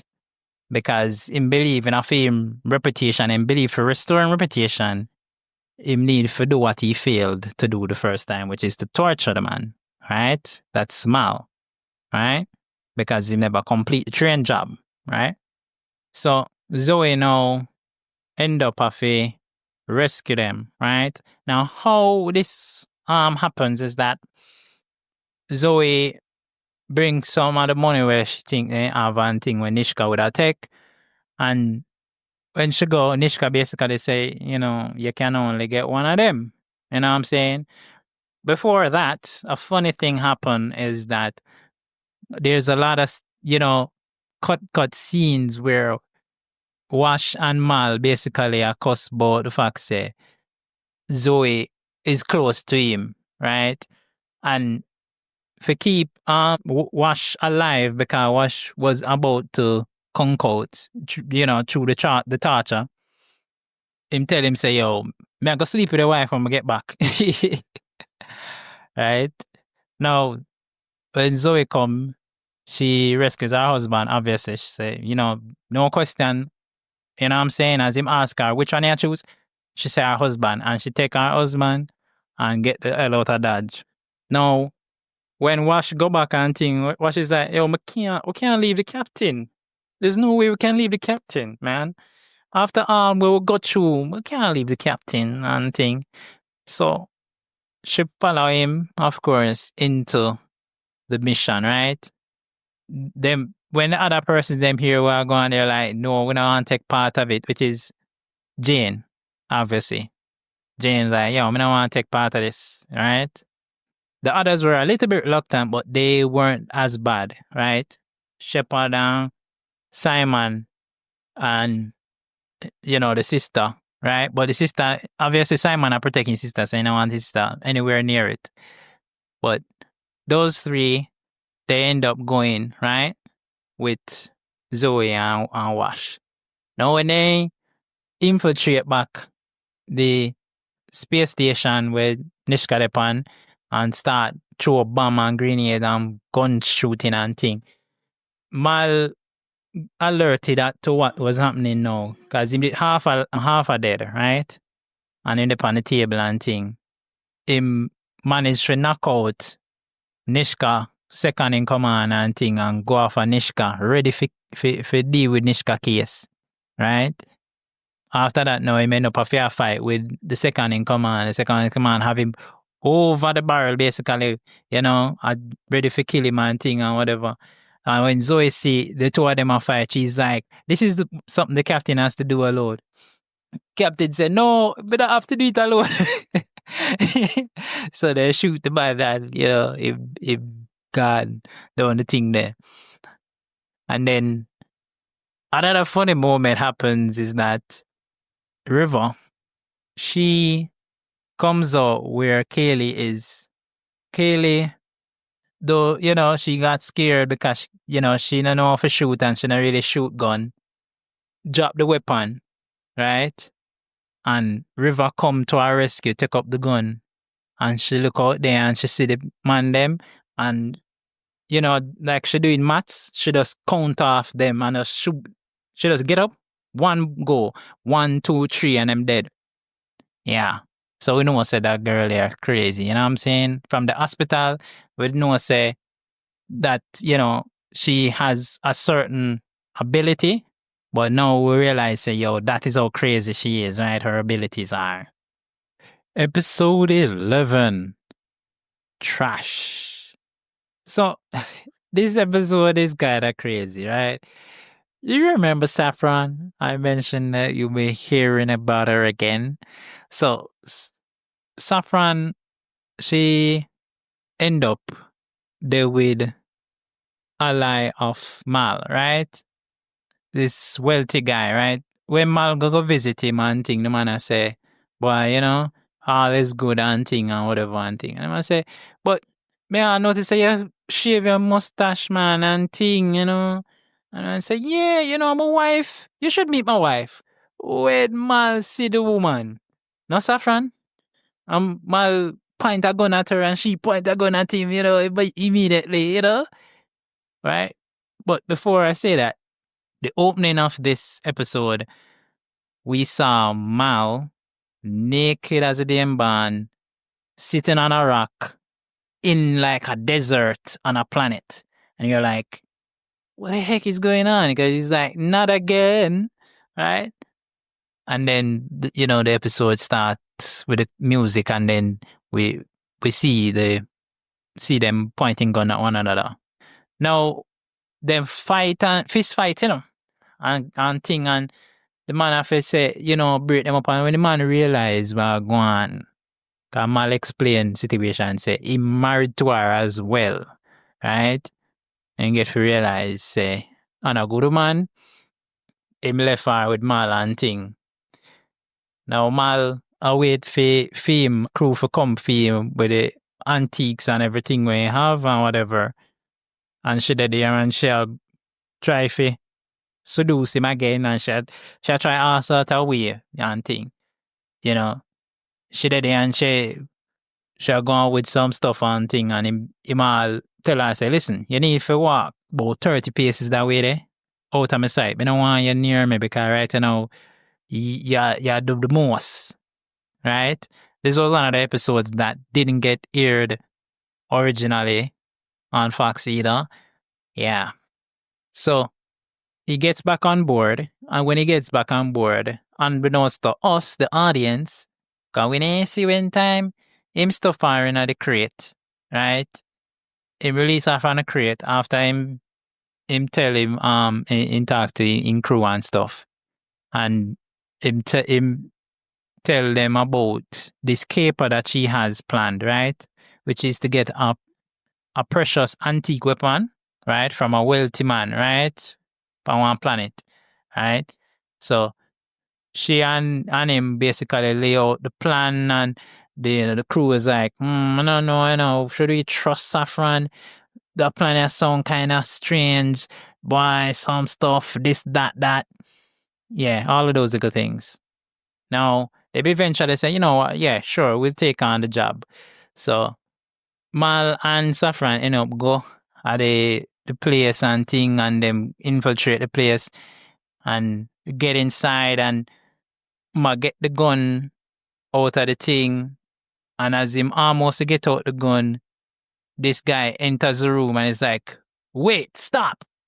And then him see Saffron is like, honey, you're home. So she married to him now, right? She had married to him. So, him daddy and him must love it dubby and she had tried to keep it up with him and I missed you and thing. And them kidnapped me, you remember? And the man I described said that when he saw her and one younger man where where them find him body, actually, right? The guy said them find him body later on. He thought the worst of her and thing or whatever. And I'm glad to see her and thing. Him leave the room. And when he leave the room, the two of them are toss about it and she say, whatever. And I say, you're a real piece of work because you have so much husband and thing and whatever.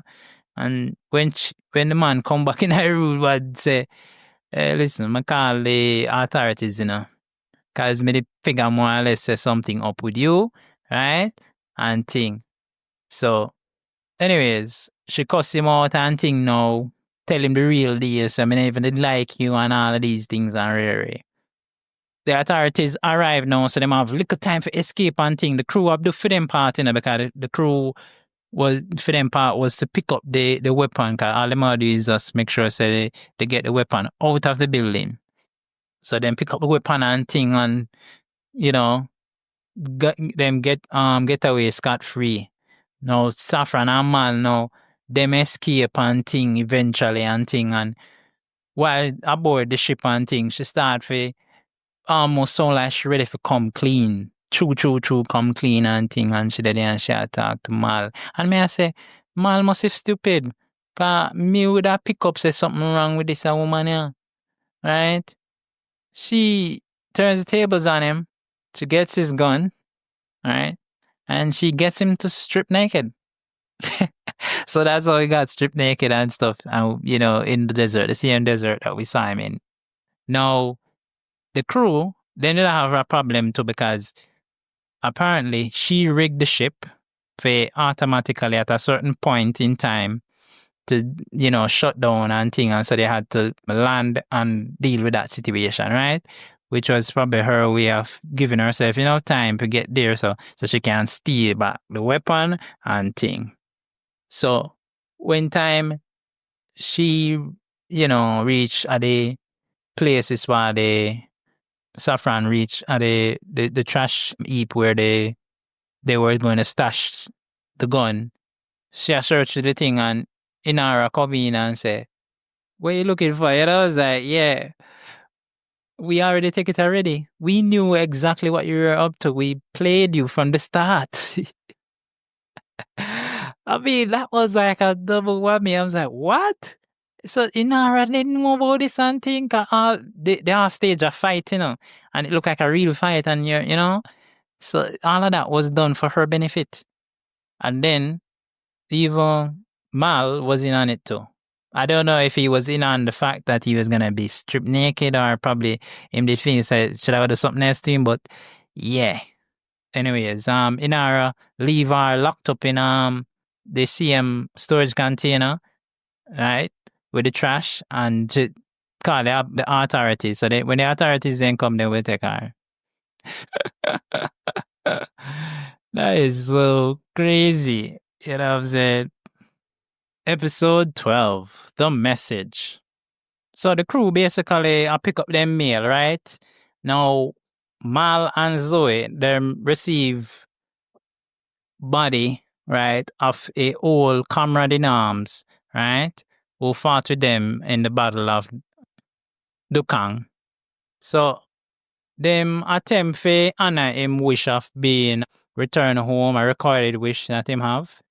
However, one corrupt alliance officer now, him go to where they pick up the body and thing, and him basically almost touch out the man just to get information from him to find out where the body gone to, right?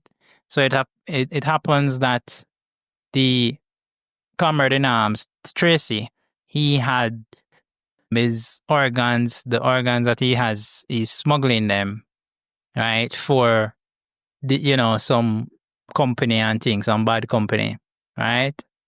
So when time them start to check now and think, cause the alliance officer depend them now, can catch up to them, they never have time for act, and basically I say, yo, we need for board you and get the cargo. I just need it back, right?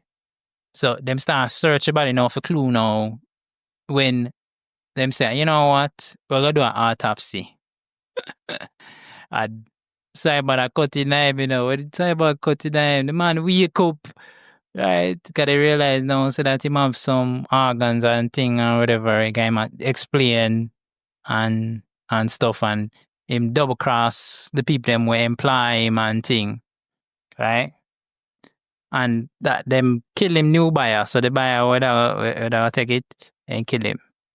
So Mal now did I plan out something now, and you have to trust Mal even when things look tight, right? And sometimes Mal's, now I go tell you exactly what I'm do. If him tell you say, I'll give you up to the alliance man them, remember him have a plan for save you.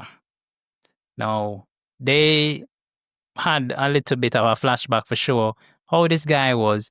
He's a scaredy cat. When things get rough, him tend to hide and duck and cover him own ass, right? So it wasn't completely out of left field to see that when Mal say, yo, we're going to turn you over to these alliance man, the man say, no, me not going to have that, and him start take people as hostage on the man crew, right? That Mal have to shoot him, right? When the officer come on board and thing, Book blackmail the officer because the officer was out of his jurisdiction. He never have any reason to be there. him could have called for backup and he never did that. So it's obvious he's not following official procedure. Anyways, Mal and Zoe take Tracy's body home to him family as he had initially requested in the recording, right? And I think it's a nice touch for them to play over the recording from the beginning here at the end as well, which was really nice. Episode 13, Heart of Gold. So, Nandi, an old friend of Inara, who is a former companion, right? She run an unlicensed bordello, right? And you people who don't know, bordello is a fancy word for brothel or whorehouse, right? Simply put. And on a barren planet, right? So the bordello where she have some solar panels on the outside and thing, it kind of look like the futuristic kind of home looking thing, for futuristic for that time. Anyways, but yeah, it's that's where they do business and stuff, right? So them have a frequent patron will come there, right? Mr. Burgess, and him a tyrannical ruler, right? And him keep the community very, very poor. So him can govern it like, him want to govern it like a cowboy, right? Now, him wife infertile, so him impregnate a prostitute, right? Or carry him child, right? Now, I don't know why him didn't know initially who are carrying baby and who, and whether the person actually having baby. Cause him have to come do literal DNA swab him use one thing for juke the woman pan her belly and for go test it and thing. But yeah, I don't know. No, that spoke Nandi because she say nobody can help them and thing. There's nobody around nearby who can help them. So she contact Inara and ask her for help and thing, and she say talk to Mal, right? And Mal, though him never usually express an interest in her affairs, right? Him agree, right? But of course, when him meet up with Burgess, right, and he realize, say, boy, that cavalry are too powerful for fight, him advise Nandi and our working girl them, right, the working girls, to leave the planet immediately, right? Oh, I forgot to mention, so when I initially came, Jane, right, him get himself straight into one of them, right? You know what I mean? And then, the girls, them, they come to book and book is like, I don't need any service or nothing like that. And they're like, no, we need your service. We need your preaching or whatever it is. And, that kind of changed the dynamics of how things went on for them. So back to when him tell her, so she need to leave the planet immediately and thing, and she refused because, boy, she don't want to lose her establishment to Burgess, right? She have her resolve, and she want bolster it. Now, Mal, she said the situation dire, but him say, because we respect your resolve and thing, we're going to stay. Encouraging crew and more fight Burgess. Now, before Burgess come up on them, for come back for the baby, because must say a time to get the baby and thing, because the baby ready to come. Nandi and Mal had a moment, right? Them sleep together, right? Now, the baby born and thing.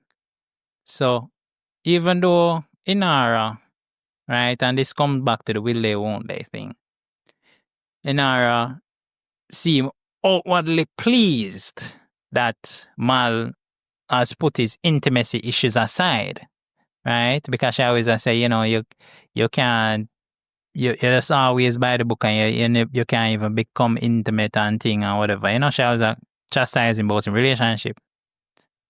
She secretly heartbroken because she's very much attracted to him and it doesn't seem like he is that into her, right?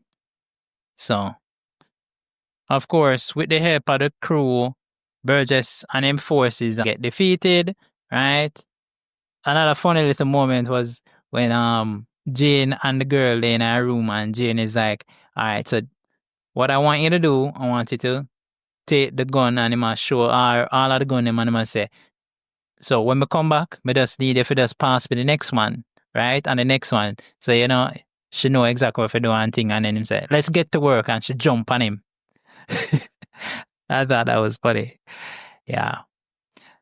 So, and when time they've done and thing, you realize, say, all was done, right? But there isn't any good story where everybody survives. Nandi is killed in battle, and before she had died, she had confessed to Mal that there's something with Inara that he needs to know, right? And then later, Inara come to Mal and Mal thinks, boy, she ready to confess to him.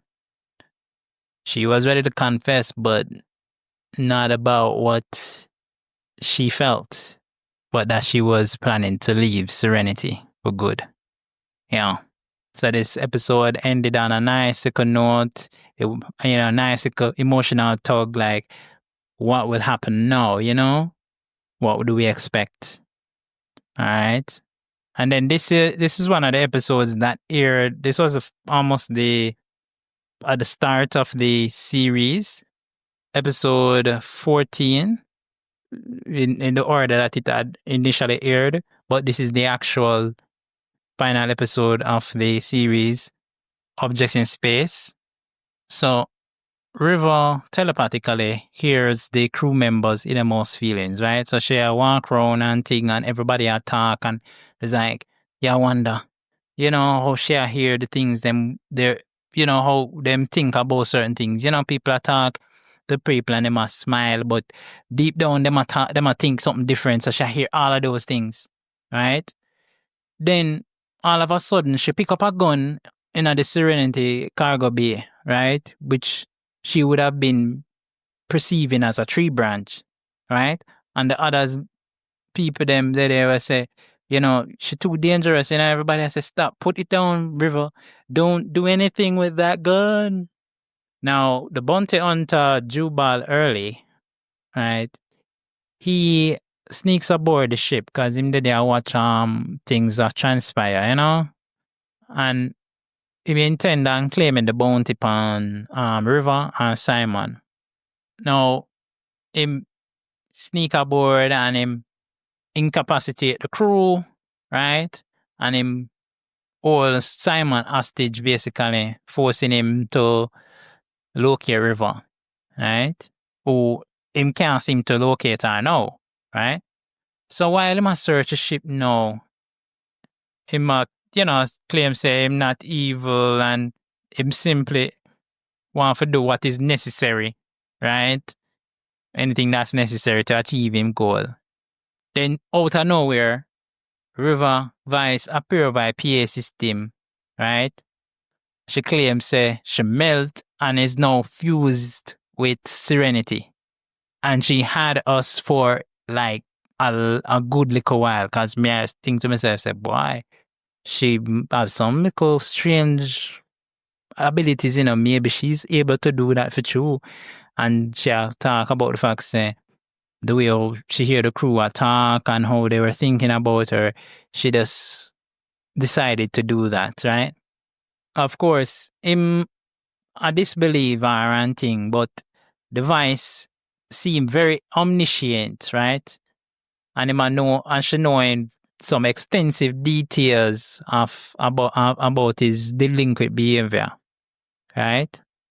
And she say, enjoy violence and, is not merely incentivized to be violent.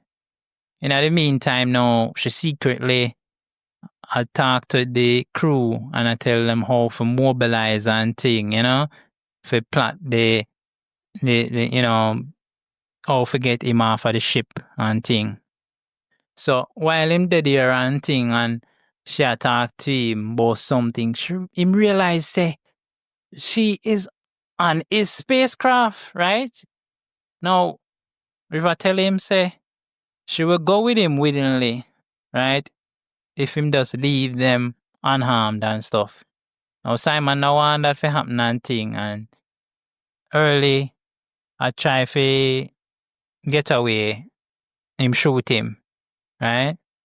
Now, him they disable the captain earlier on, but the captain get roused and thing and him in communication with the river now. When early reach on top of the spacecraft and ready for go to film one now, the captain push him off into space, right? Untethered. And you know, if you know about the fact say that you have to have some way to propel yourself in a space, else you just continuously move in the same direction that the force pushes you. Yeah, so he is lost in space, literally. Yeah, that's how the episode ends. Yeah, quite an interesting series. As I'd mentioned, it blends a lot of Western style settings and so on, right? You see the way, even the way how the technology is showcased, it's reminiscent of, you know, some early 70s kind of thing, you know. Yeah, it doesn't even have that much things to make it don't look shiny, it look lived in, it look rusty. Even the ship itself, it look old, right? Which, you know, drives home point of what it is that the series was trying to evoke initially, which is a rustic look, cowboys, space.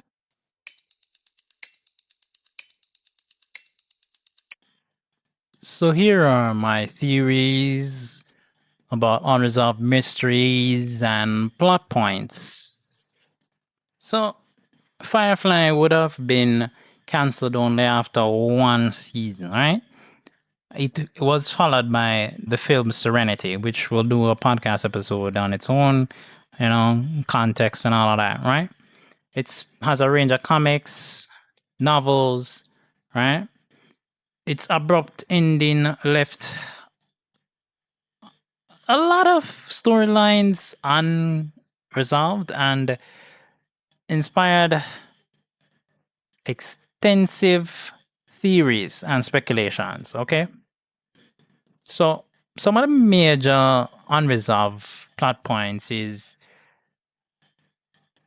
for one, Shepard Book's mysterious past, because, you know, the show hint repeatedly at how Book seems to have this secretive background, right? It suggests that him have some kind of training in firearms and so on, you know, suggesting some kind of either military or alliance, possibly even criminal ties. The series never explains the true identity and why it is that the alliance grants him some special privileges, right? Beyond, you know, total special.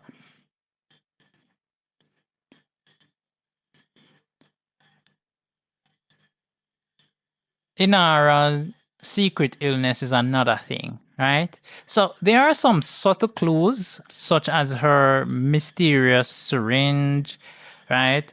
Which suggests she suffers from some kind of terminal illness.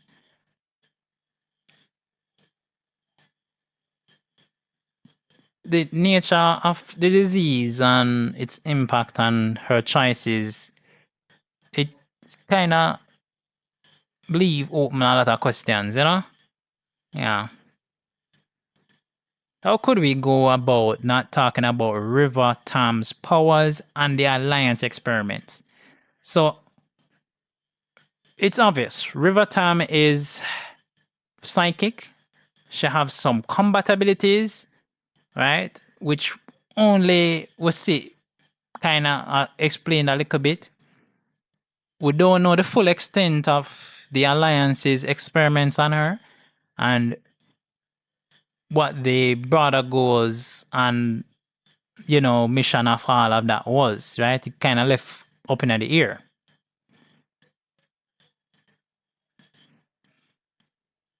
The Blue Sun Corporation. So there's this Blue Sun logo that appears throughout the series, right? It kind of hints at a powerful, possibly a sinister corporate presence, right? And the show never, seemed to go anywhere near that, right? Neither in the verse nor any connection to Alliance and River's conditioning, right? The Rivers, them origin and them fate. Because the show portrayed the Rivers as terrifying, right? They're savage humans. But you don't really hear much about them origins, are where they are going, what the Rivers are about, right? And what kind of consequences it's having on the wider verse, right?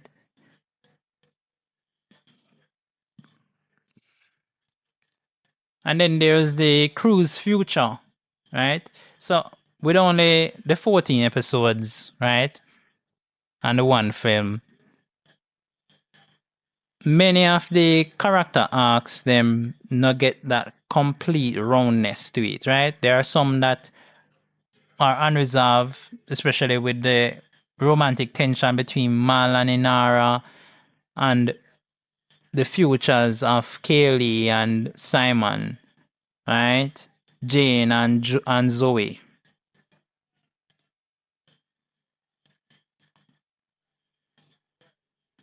There are some notable theories, right? And a bit of fan speculation around this. Of course, I have to dive into the fan thing as well. Being a fan of that. So, Shepherd Book was possibly an alliance operative, right? See, me that talk about it a while ago, me I say, given his knowledge of tactics and weaponry, right? And him command a certain kind of respect from the alliance officials them, right? So many of us fans would theorize say Book was a high-ranking alliance officer or a spy, right? And I haven't really read the comics, but what I've heard is that it's hearsay this, right? Obvious hearsay. The comics confirm him have a significant and surprising past with Alliance. Yeah, makes me want to read the comics even more now. Inara's syringe was a suicide or revenge device. So the mysterious syringe that we see in the pilot was intended as a companion's insurance policy, right? So if she was assaulted, the attacker would die, right? It is basically what it's supposed to be. Now the dark backstory was never really addressed on screen, but the writers them would have revealed this later, right? Unmade episodes and character arcs. So cast and crew, they have revealed plans for future episodes, right? Which include like storylines where Inara's illness would come to the fore, Kaylee and Zoe would have children, and Jane would have forced himself into babysitting duties basically. Right? River's potential as an advanced human. So River's abilities them I suggest she not only psychic, but she possibly the next step in human evolution. And those experiments that they were carrying out on her would have basically been them trying to figure out how to do it to others, right? Perhaps they were able to tap into something and them not really fully understand it. She escaped before that happened, right? Yeah.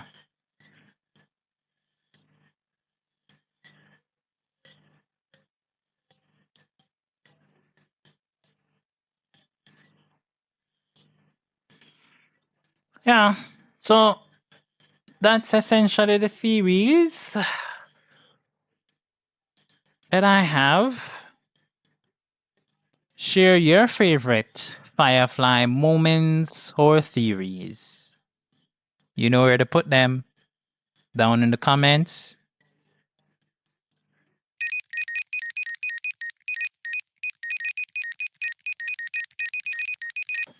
So in this episode, we looked at Firefly, space, cowboys, and fight for freedom on the fringe.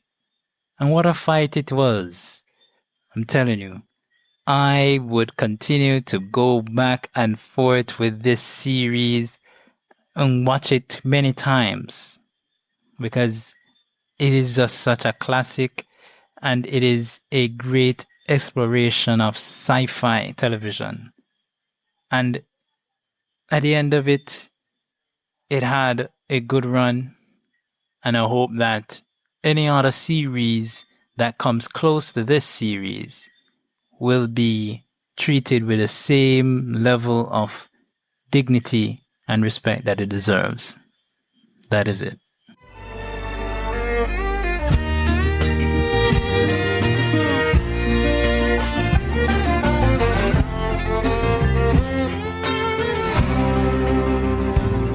And that's a wrap on this episode.